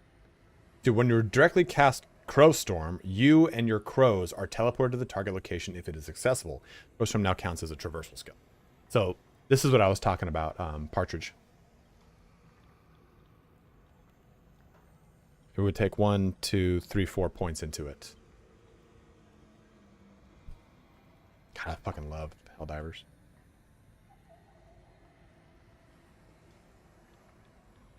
You too, Hugh. Thanks for jumping in, man.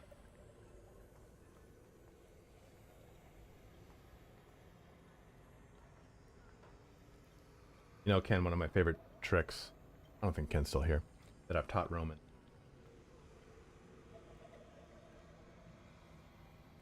Can I get a kiss? Yes. He's so sleepy. He just comes up and he'll kiss you on the nose. He will lick your nose.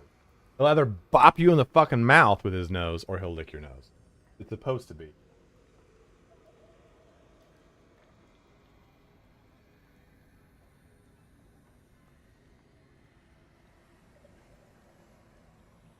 Sure.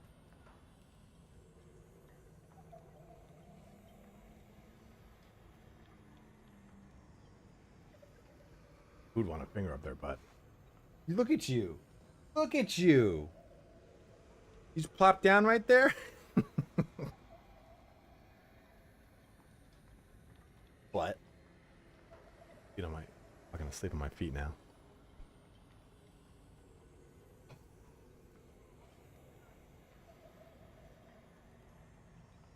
So basically you kind of like stack it up and get into that area. Beast lightning damage also applied to your storm crows, but at reduced effectiveness.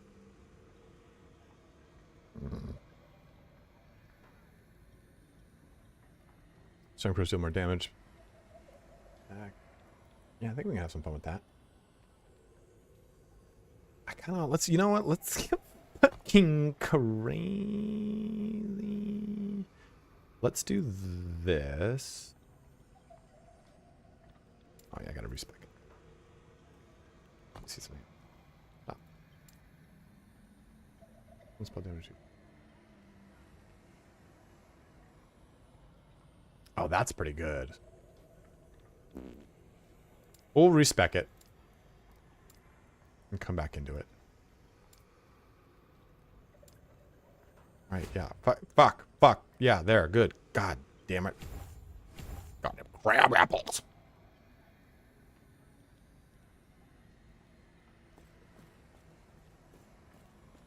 Yeah, exactly. Void Cleave is super good, right? What? Fart? That was it. There was one video where I was recording and I farted while recording. And I didn't think anyone would catch it. I was like, nah, no big deal. Just fucking just a fart, dude. And some guy in the comment goes, did you fart? And I was like, at the timestamp that I farted, I was like, my secret.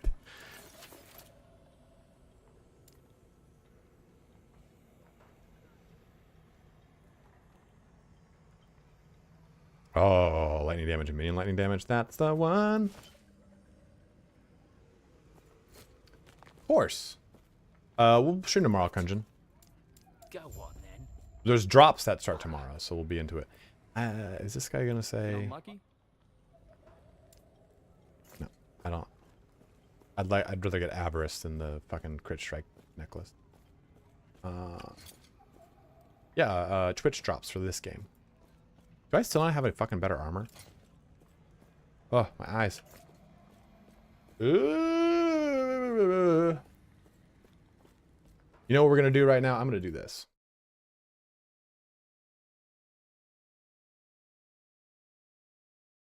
Thank you, bros, for tuning in here today.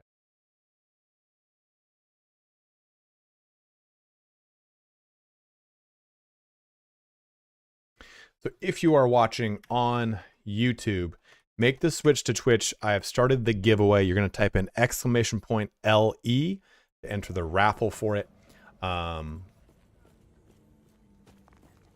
So you go ahead and you type it in, and I will give out a copy of the game.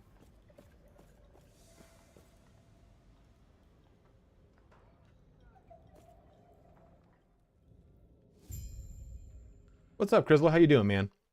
Also, too, you do need to join the Discord because I'm going to be giving this to you on Steam. I don't, unfortunately, have a key I can give you, which would be way fucking easier. I'll see him. So go ahead and use this link to join the Discord. You're going to need to communicate to me through Discord anyway. But that is what we'll be doing for the giveaway. So go ahead and join the Discord. Assign yourself a role. All that fun action.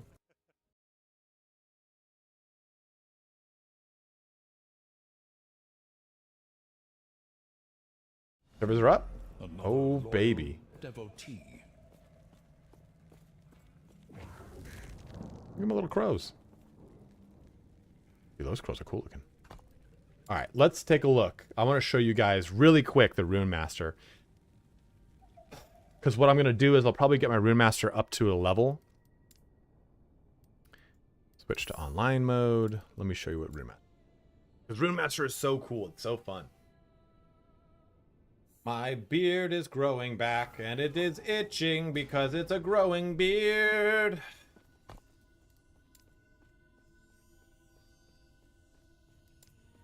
Better not fucking be lying to me, fucking partridge. Alright, it's slow, but it works, apparently. I love how, like, a lot of people just haven't been saying anything. And now that I said raffle started, everyone's like, oh, fuck, raffle. I wonder how many of those people have just been like, man, this guy just fucking going random tangents. Bots have awakened.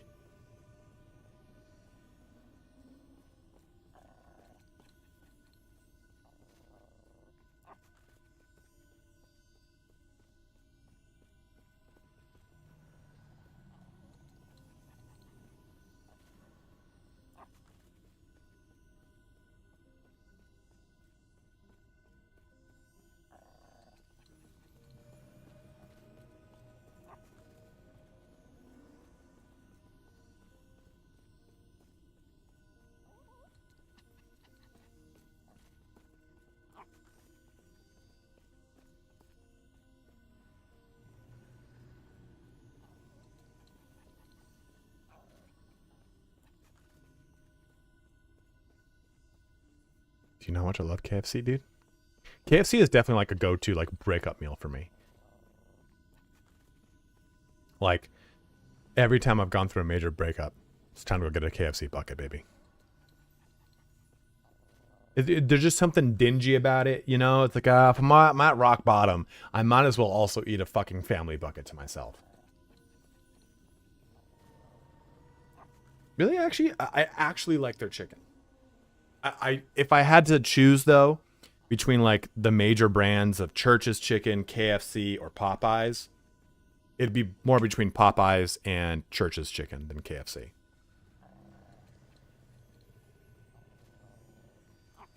Oh, dude, Satoru, I do a Taco Bell run at least once every 2 months. It is my ultimate comfort food. I love Taco Bell.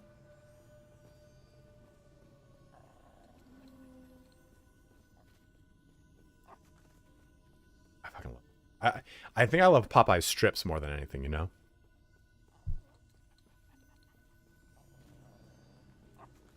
Of course, Partridge, have a good one, man. And every time I go to Taco Bell, it's like an easy $20 drop. It's an easy $20 drop.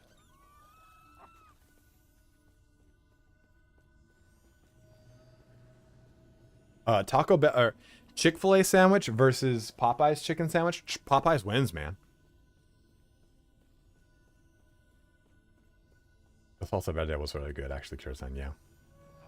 I was pissed off when they got rid of the double-decker taco for a little bit. I was like, how fucking dare you?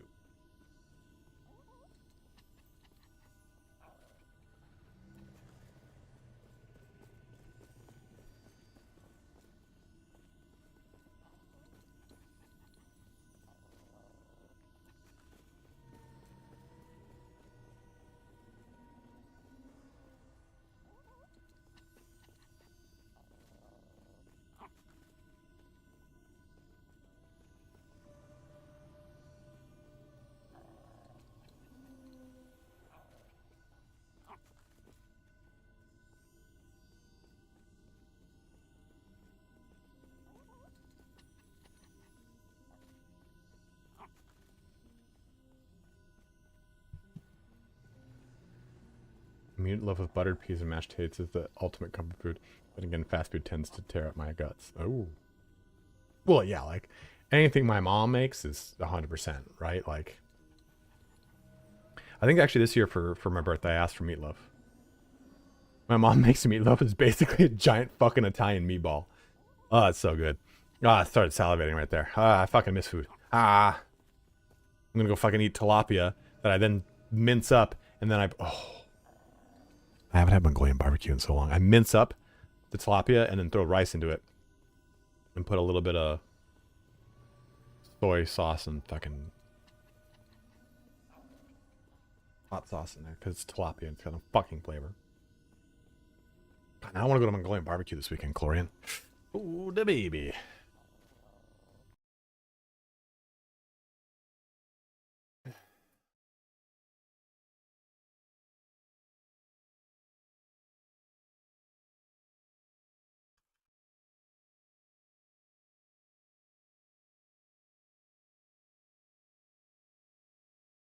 Arby's Meat Mountain, I've had it before. Not that bad. Korean was great. Oh, Korean was so good last weekend. My jeans still smell like Korean barbecue. I have to wash my jeans. It's like anytime you go to Korean barbecue, any item of clothing you're wearing, you might as well just wash it immediately. Or anything you do wear. Oh no! Failed to matchmake. Fuck.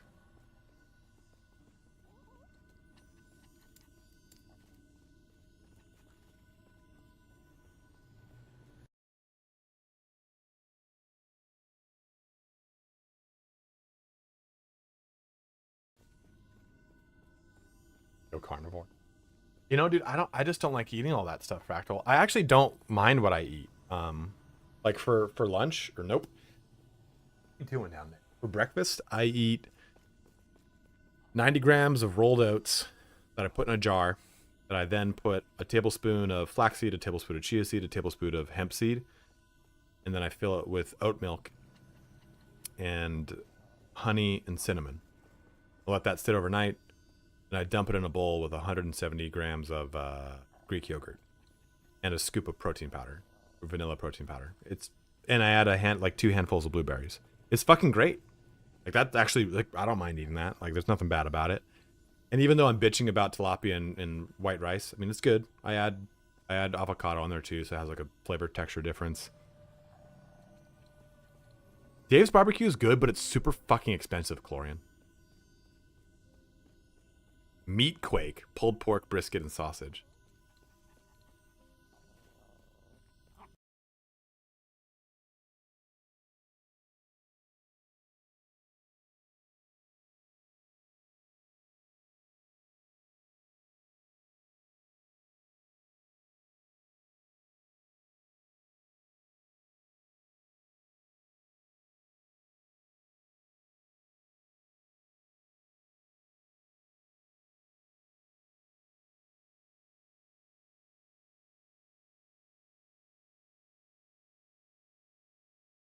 Oh, okay.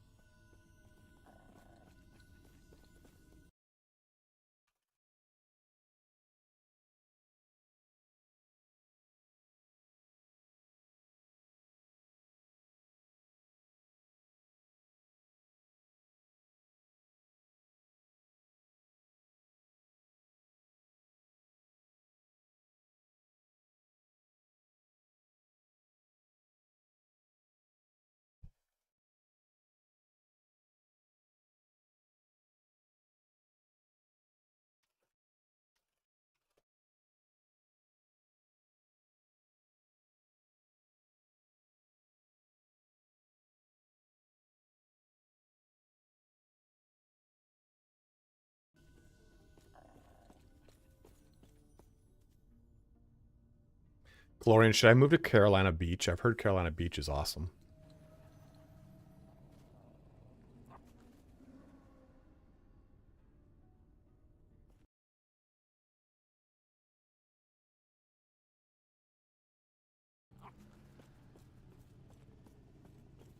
Absolutely, Rory. Happy to help, man.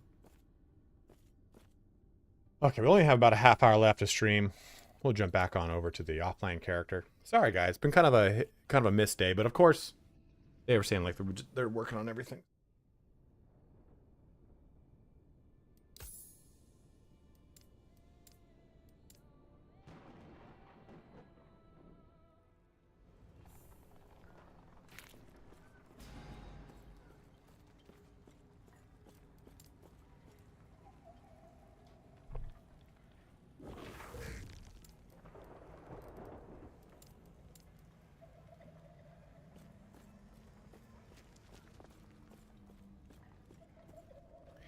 Yeah, definitely would. Now, that's a big thing, right? Like, now I've got to contend with hurricanes. Who needs 100+ degree weather when you can have hurricanes? Although Hurricane Party sounds fun. I got plenty of board games. Come fucking hole up in this motherfucker for 3-4 days.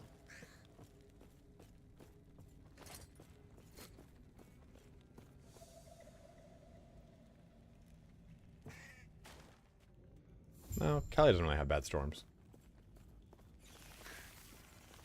We most certainly don't have any kind of, like, winter or anything that, like, would prevent me from living my normal life. You know, earthquakes aren't really, like, a thing in California. Like, oh, I wouldn't be able to live with all the earthquakes. I'm like, we have earthquakes here and there. And earthquakes, what they really feel like is you have a moment where you go, was I just dizzy there for a second? That's what an earthquake feels like.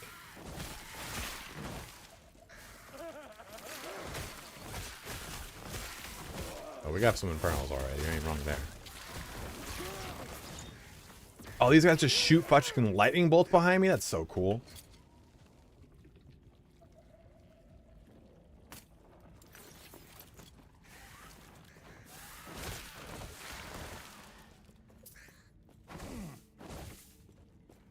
Yeah, we'll probably have one, but whatever. This might sound fucked up, but earthquakes are kind of fun, though. Oh, that's pretty sick.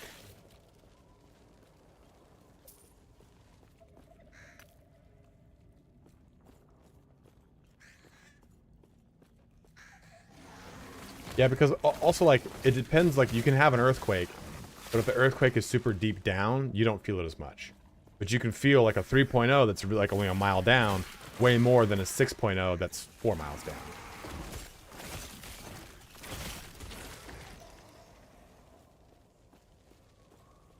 Time to loot, baby. That was super fast. Usually that little offshoot's not that quick.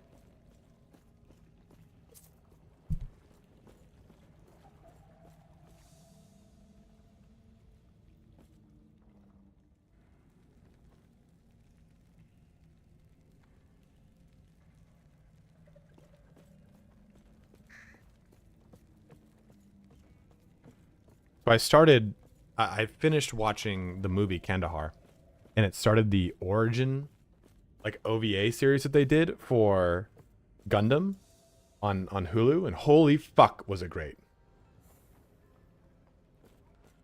I don't know, diversion. You may find a treasure, my friend. No, I didn't mean to do that. That fucking amulet sucks. I meant to do the other one. The Avarice gloves are super good. Damn it. I just went to the first one. I was like, oh, just click this guy. Go on then. Oh, wait. Well, Go on then. I wonder if we could just go do it again. Oh, well. We have little time. Please find companion. Oh, whoops, I went the wrong way.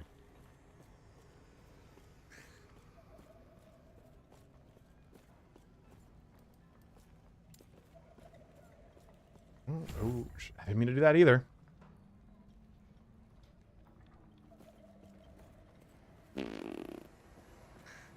Ezra's definitely the better bet all the way around. Greetings.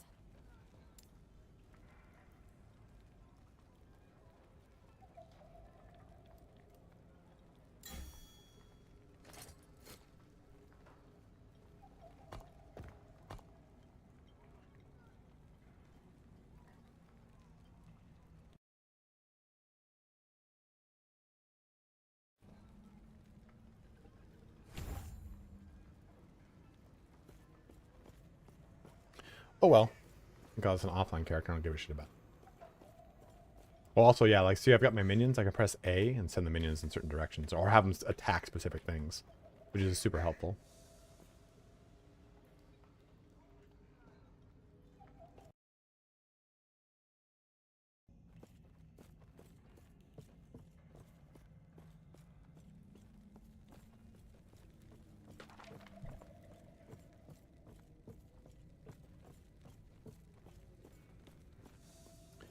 That's the library.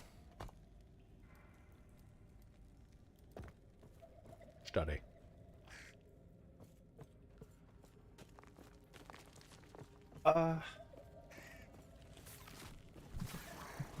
Definitely something like that, Bill.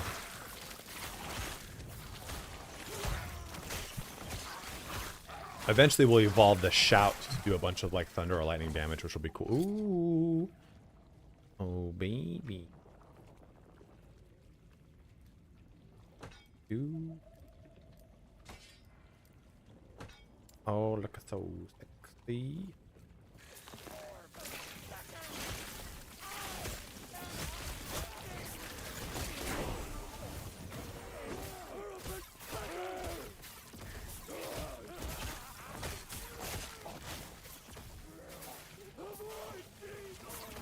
What do you guys like more? Star Trek The Next Generation or Star Trek Deep Space Nine? Because I was a big TNG fan. And then I started Deep Space Nine. So I was like, alright, whatever. But then Deep Space Nine started getting going. And I was like, oh man, this is so fucking good. DS9 is amazing.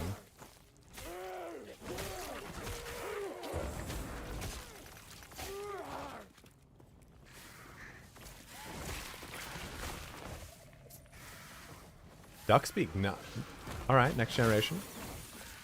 You know, I wasn't into it growing up. I was so...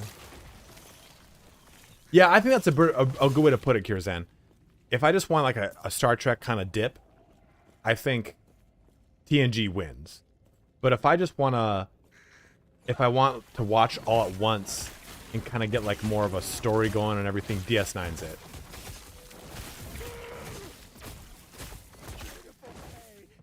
Yeah, that botched ending though was they did a documentary on it about kind of what was up with that show and what kind of happened, and it really came down to its slot and everything. DS9 really struggled. There's a really good YouTube, look it up on YouTube. It's a documentary on it, and they cover everything and they break what a 5th season would look like, or 6th season, whatever a final season would look like. It is now time to go. Lost refuge is as safe as it can be. We have created a sanctuary.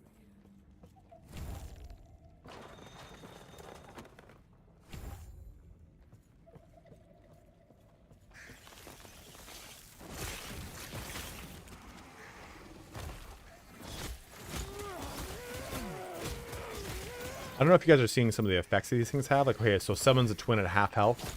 There's some that'll say they just fucking resurrect themselves. So you kind of experience like pretty hard hidden or pretty wild stuff right off the bat, which is pretty fun.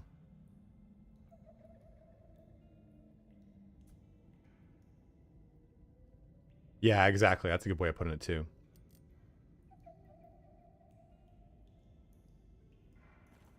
I still have yet to see Voyager. I think I might start watching Voyager because I've not ever watched it. But like Voyager, I've watched parts of it, right? Like, you know, episodes here and there. But I couldn't tell you much about it. But I think what I really hate about today's like writing and shows and everything like that is that it's always like, oh, look, we've made this strong female character that is in fact not actually a strong female character that gets spelled out by a male character by the end of the show. And it's like the first time we've had a strong female character in the show. Are you fucking high? What happened to Voyager? That's a strong female character who, like people, hinges her strengths and weaknesses on her crew, like a good captain does. Like, I think that it's just so blown out of proportion that it's like, in order to make it a strong female role, we have to make it about all these things versus just making it a strong fucking female character, which invariably isn't anything between male or female. It's just a strong fucking character.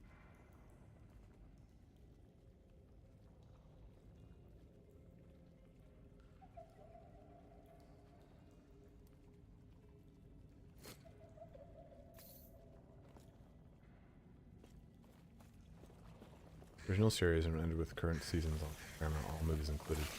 What did you like the most, Justin? I really can't stand OG Star Trek 2. Like, the original Star Trek is just not for me. Klingons just look wild. Ferengis are like goblins in fucking TNG and in Star Trek. Like, DS9 fleshed out Ferengi a lot better.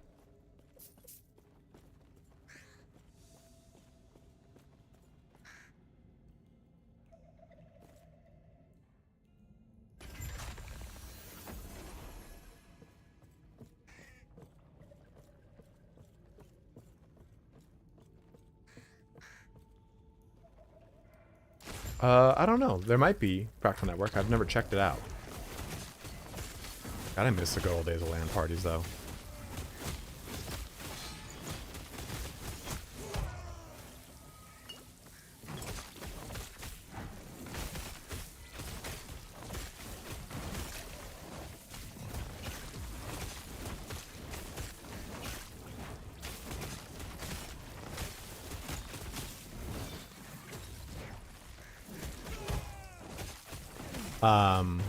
There was a game I used to play at LAN parties all the fucking time, and it was called Sacrifice. And I've never seen another game like it. I want them to do a remake of it. Did anyone play the game Sacrifice? It's old. It's really old. Spin the Bottle. Dude, I did not play Spin the Bottle. I was a smelly kid. Well, I wasn't a smelly kid. My friends didn't play Spin the Bottle when I was in elementary school. And then when I got into high school, I was...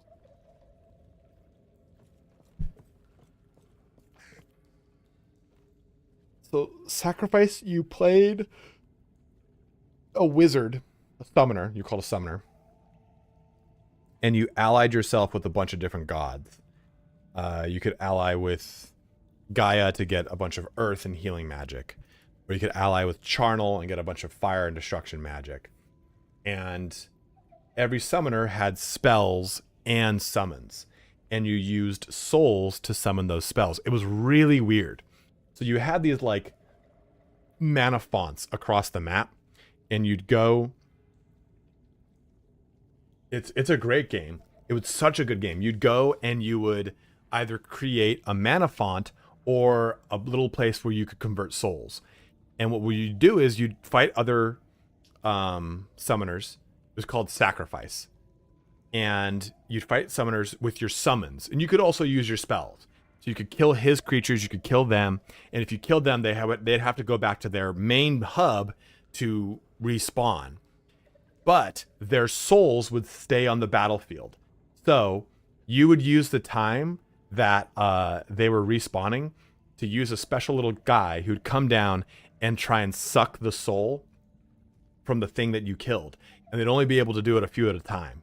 So basically, if you died, you'd try to sprint back and get your souls. And once they sucked the soul, they had to traverse all the way back to your home base to convert the soul.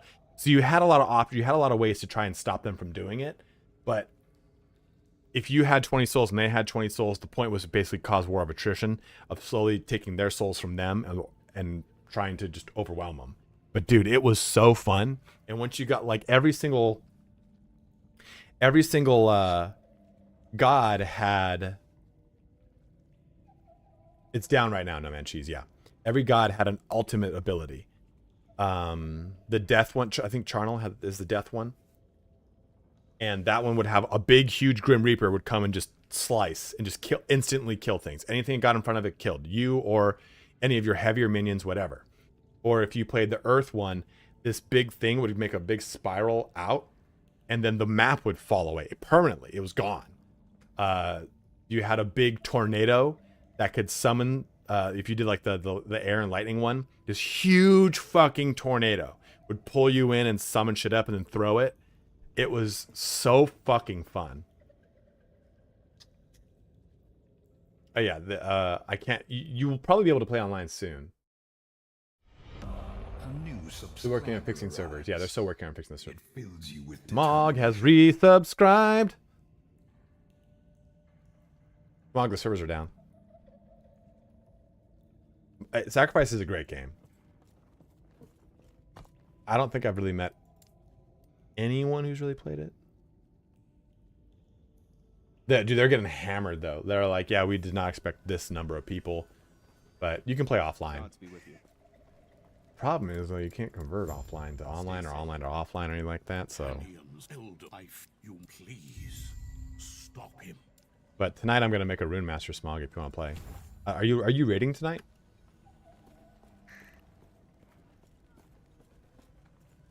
Have you guys made? Did you guys make world first yet? Or not world first? World. Are you first place in worlds or whatever the fuck I'm trying to say? We're season of discovery from season 1. Did you guys make it to number 1 slot? Reach the breath.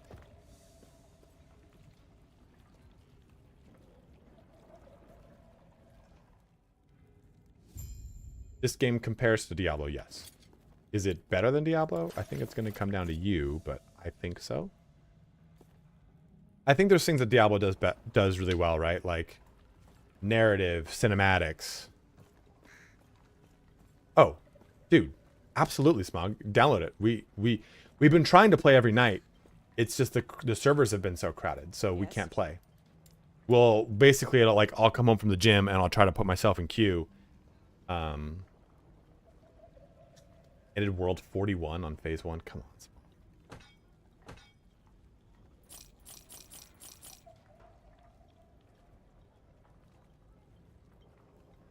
2,000 now is rough and tough.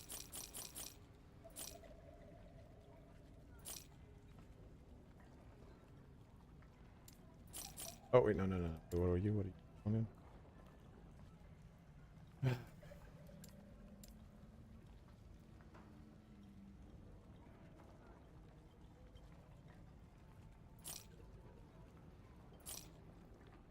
Maybe I just thought it was...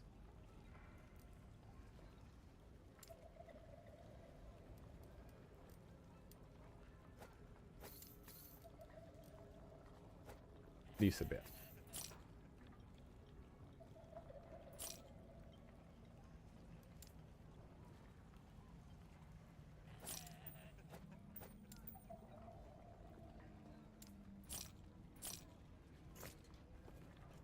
Oh, Justin, it's so fun, dude. But I played this before, what's it called? Diablo 4 came out. I was playing it with Smog. And then Diablo 4 came out and we jumped over to that. The D4 does a lot of cool things, but I just don't think those things are very depth. I think D4 kind of falls a little flat. Like, I don't know if it really falls flat. I love certain things about D4, but Last Epoch has the benefit of it being a game that's been in production for 4 or 5 years, right?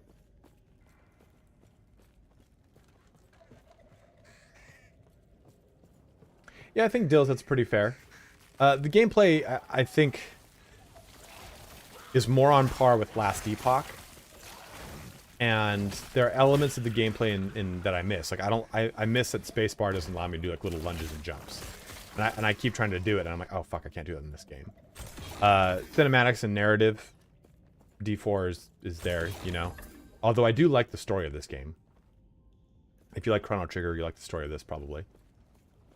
Like, I like that D4 was gray. It wasn't so like good versus evil, and you kind of didn't know at the end if you had made the good choice or the evil choice. Like, I like that. I like that they kind of put you in that quandary. An exiled mage.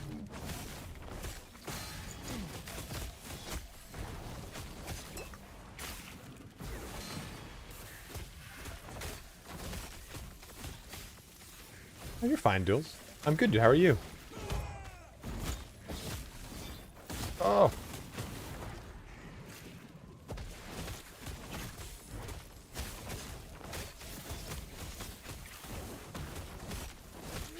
These exile mages ain't anything to sneeze at, too, by the way. They drop all the experimental stuff, which is cool. No!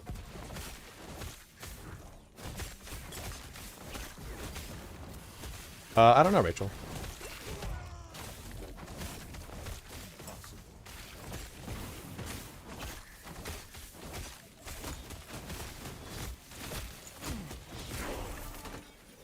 Yeah, I think that's kind of what bothers me. It's like, you know, D4 had all these games to learn from, and they picked up some things, but there's a lot of like quality of life things that are just not there.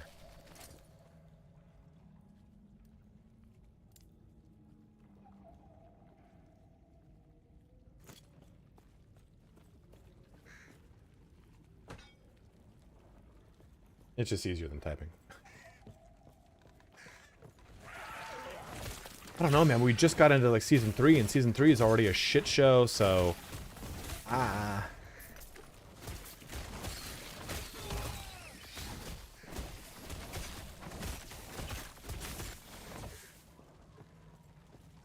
Oh, dude, the stash is miserable in D4.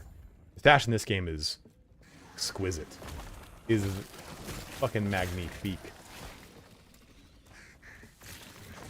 I'm trying to get this Stormcrows to level 5 or whatever so I can take a look at what the traversal is like for it.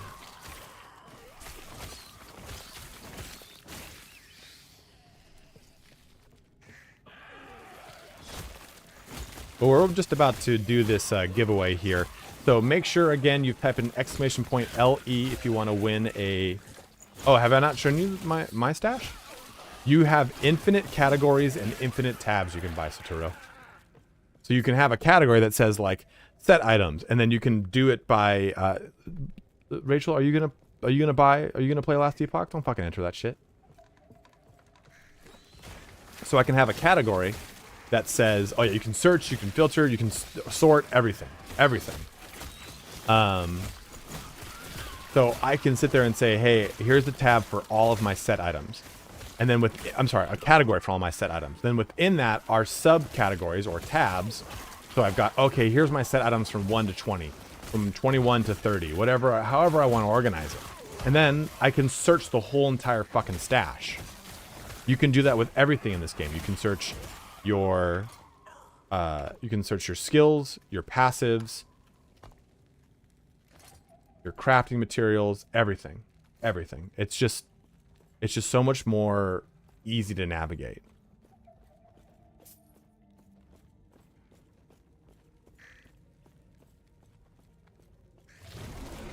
Like, it's such a huge quality of life improvement. And to know also exactly what scales with what is massive, right? Like, one of my big problems with oh, that's a new.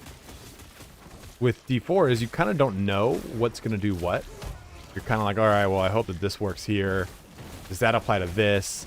The game just outright tells you. I'll show you in a sec.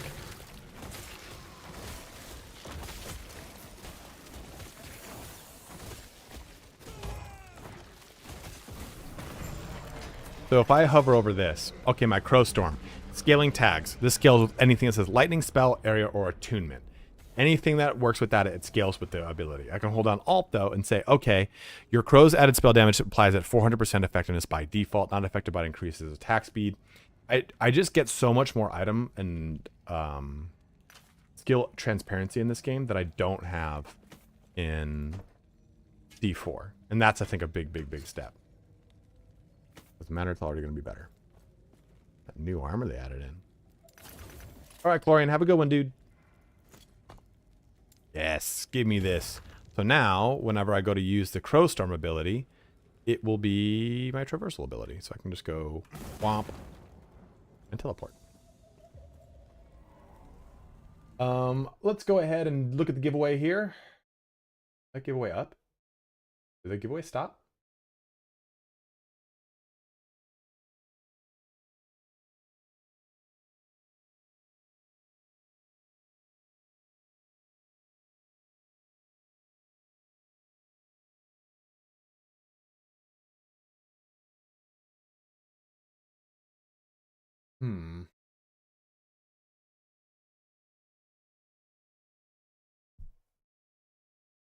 You too, Justin. Thanks for jumping in, dude.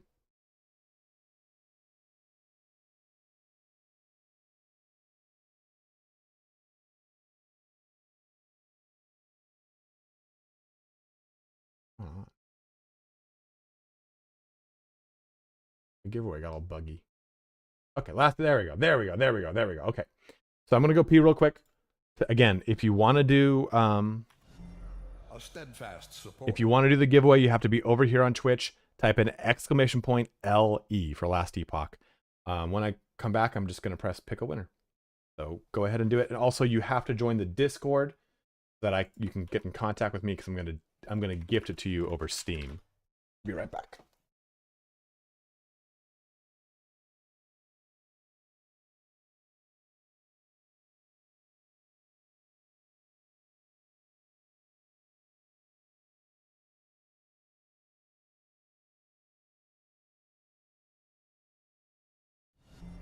A steadfast supporter.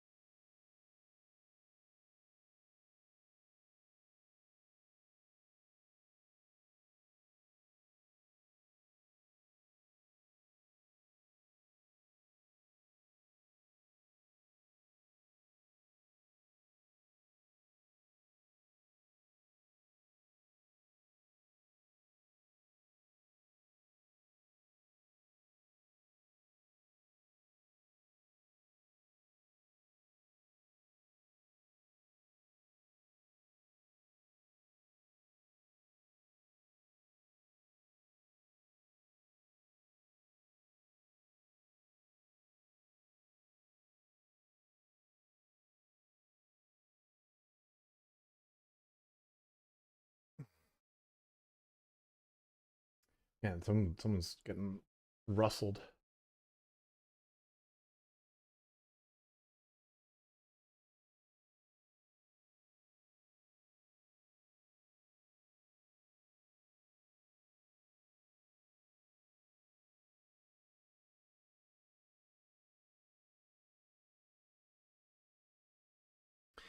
Like, the guy said, can't even play the game. The servers are too full. And I was like, hey, you know, give it time. This launch day. They'll get back at it. And he said, you think there would be a stability test recently? I'm like, yeah, man. But looking at, here's what they said. 150,000 concurrent users in the initial burst of volume has our matchmaking services experiencing some issues that we're quickly working to rectify. We're in the war room with our back-end team and service providers. Like, they started working on this like 4 hours ago. Like, how the fuck do you as a independent game developer and company go, oh yeah, we're expecting a launch of 200,000 users? Yeah, they really don't, man. And I just don't think people in general understand shit. Like, they just don't. I think that they think that everything's run by a Verizon level infrastructure. They just think like, oh yeah, well, you should have scaled for, or you should have planned for this. Like, are you fucking kidding me? If you plan for that, like, servers are not cheap.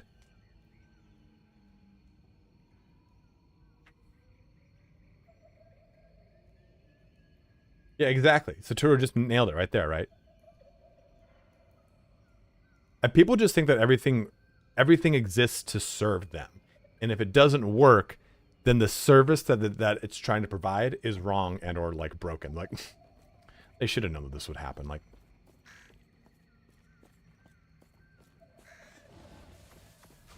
how many games do you guys think come out a year? You know? Let's just throw a number like 100. And how many of those games do we think go viral to the level of like a Pal World or a Baldur's Gate or a Helldivers? So few, right? Like, how do you plan that? And if you plan that, you plan it like an MMO company who overplans it and then has to cut servers back. At least one. Exactly, right? It'll cost them so much money to buy server infrastructure that doesn't ever come to fruition. Oof.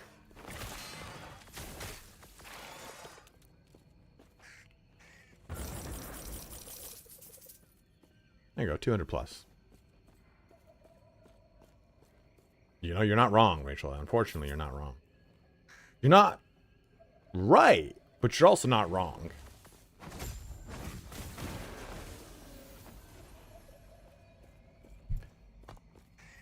If anyone's former military, Rachel's single and she's looking.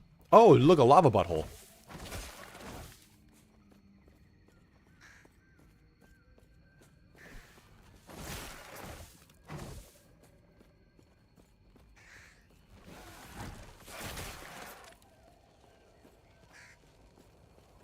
Especially because it's a lot of like... It's a lot of like different tests, right? Like, it's not like, okay, we have to make sure our landing page is up to snuff, which is like a single access point into a server.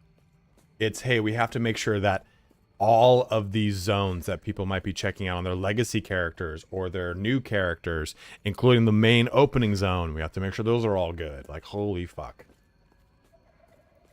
Your system is dying 90% of the time. It's not the servers. It's sort of like saying, add more horsepower to an engine. Yes, that's a thing, but you're also likely to encounter lots of other issues rather than doing that before the engine explodes. 100%. That was our first foray into a different time zone, by the way.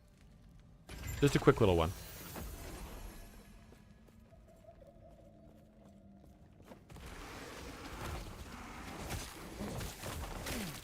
It is 2:05 p.m. It is time to do this giveaway. So, here's how this is going to work. Surprised Rachel doesn't work at the VA's office, just scubbering through files looking for her match. Yeah, Rachel, why don't you get a job at the... You're already a behavior analyst. Go work for the VA, which you can also just treat then at that point like a dating app for yourself and just swipe right on the ones you don't want. And you'll be doing a good service. Rachel, come on. Work for the VA. She'd be too tempted. Just getting into affairs left and right. Left and right. This is another big reason I like this ability, because I can do this. Oh, it didn't work. It was too high up, I think. Yeah, Rachel just over there trying to ruin homes. Smog. Did somebody say affair? Well, allow me to... Rob, Smog wants to play Helldivers with us. And I told him that you're the perfect candidate to play Helldivers with, especially with access to large amounts of orbital ordnance.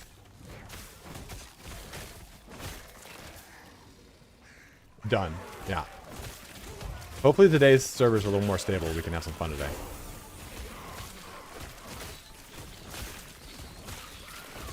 I would play Helldivers on stream. It'd be fun. I think it'd be fun to play like later. So it brings new meanings to veterans. Ah, god damn it, Ken. God damn it. That actually is what VA means. It's Veterans Affairs. Slay.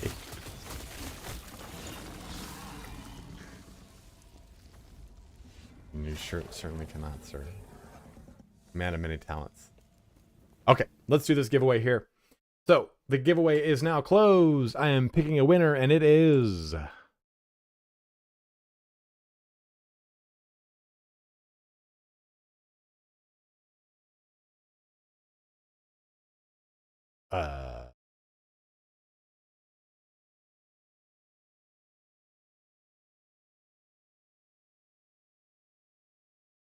Oh, it was Jugger D. It was Jugger D. Yardash. If Jugger D doesn't respond, you're the winner, but it's not appearing on my end, so that's why I didn't see that. Sorry. Is Jugger there? But if he doesn't respond, Yardash, I will give it to you. Oops. I'm gonna fucking...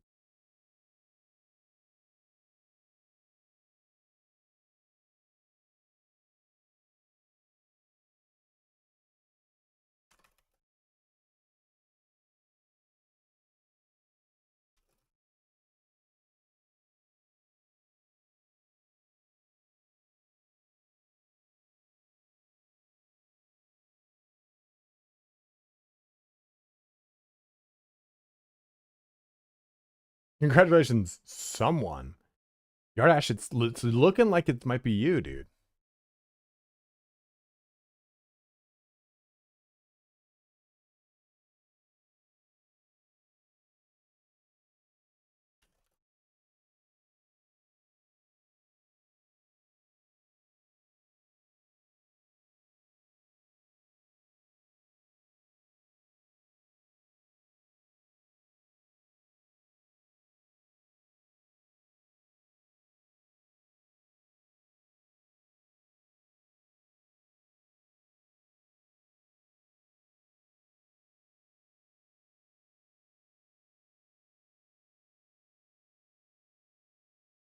List of who is here?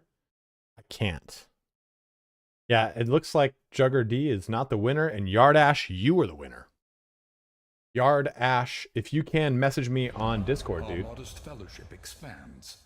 Praise the sub. Oh man, Kirazan just gave out 10 fucking subs. Thank you very much, bro. Our modest fellowship expands. You're ending the stream on a girthy note, dude. You fucking badass. Thank you, my man. Thank you very, very much, my dude. A new subscriber arrives. Yeah, Yardash gets it, man. He's here. He's fought the good fight. Message me on Discord if you can, dude. You can find me in the A new subscriber arrives. It fills you with determination.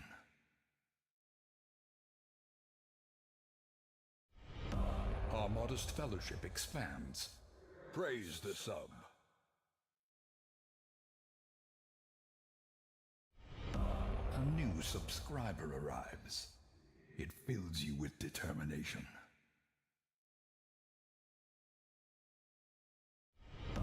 Our modest fellowship expands.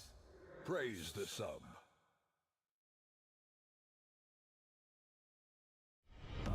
Our modest fellowship expands. Praise the sub. A new subscriber arrives. It fills you with determination.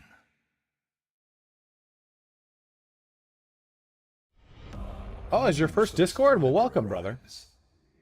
All right, Yardash, I need your Steam information. So what I'm going to do is, here you go.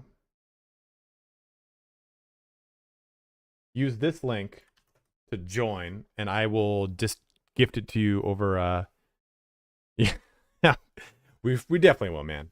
We're over 300 this month? Did we really? Oh my God, we are at over 300, I think. Yeah, right. I don't know what the total is for this month. It says 284 on my end, but that's missing like 6 subs. I'm at 290. Is it? I don't know. Maybe I can find it with analytics. Overview. Subscribers has 488, but the 488 thing is really weird. It's not like, oh, 17 subs. You're right. Yeah, you're right. We hit over 7. Fuck, man. That's so cool. God, that's so cool. Thank you guys so much. I thought it was 7. You're right, 17. Yardash, let me know what your Steam name is.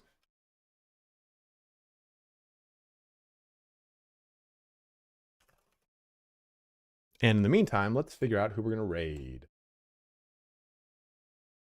Oh, well, thank you, Kirazin, for putting us over the 200, dude. Or the 300. You guys want to go to Macro Bio Boy? I can send you to Elden Ring, to Nightingale. I can send you to Mr. Llama, to Rax, to Java Chip. Who's Perry?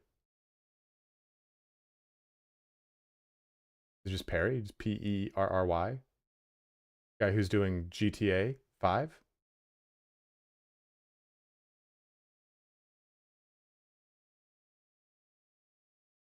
Carry the PP? Carry the... Oh, for sure we'll Perry. Yeah, we'll for sure Perry the Pig.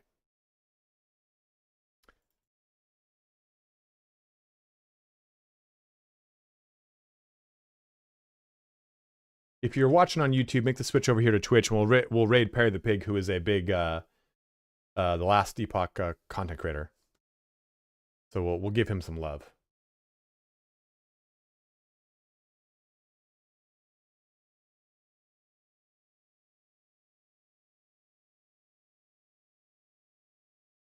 Rob Ninja is just not having a good time right now.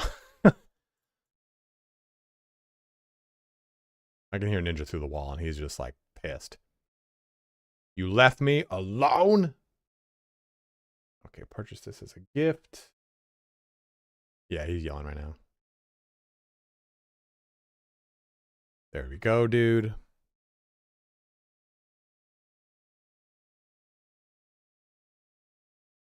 So we'll probably do another, no, I very rarely hear him. Although, I usually have a bunch of sound going, so maybe he's doing it. Maybe this is like a normal thing and I don't know it. He stopped, though. This is typical, like, I want to be held.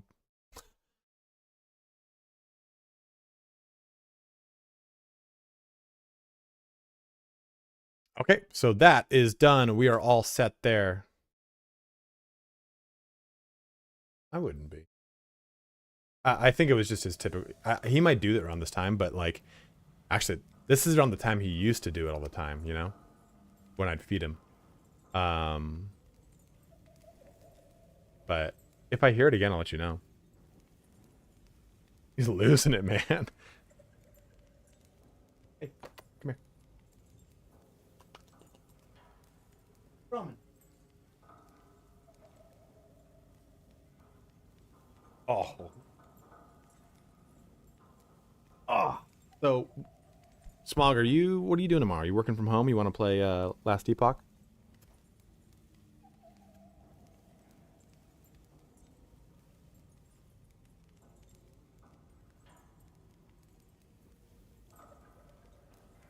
Oh, you want to play? I might stream tomorrow.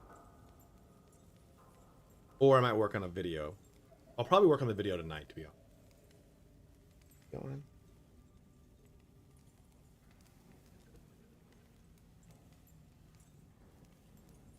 So, let's get this raid going. Something Pig? Peppa the Pig? What the fuck is his name? Peter Pig?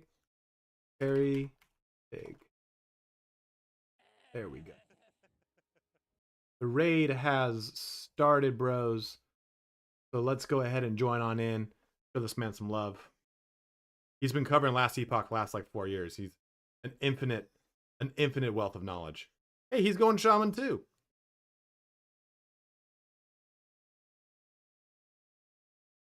Oh. Oh.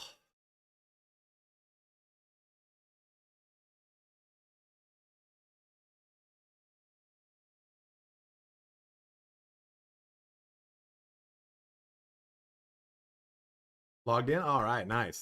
Servers are fixed. Servers are fixed. Servers are fixed.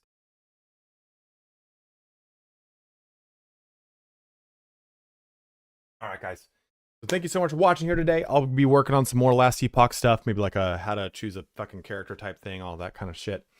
And I will see you bros maybe tomorrow. I have to decide. I will probably stream tomorrow because that's also when the drops are going to go active.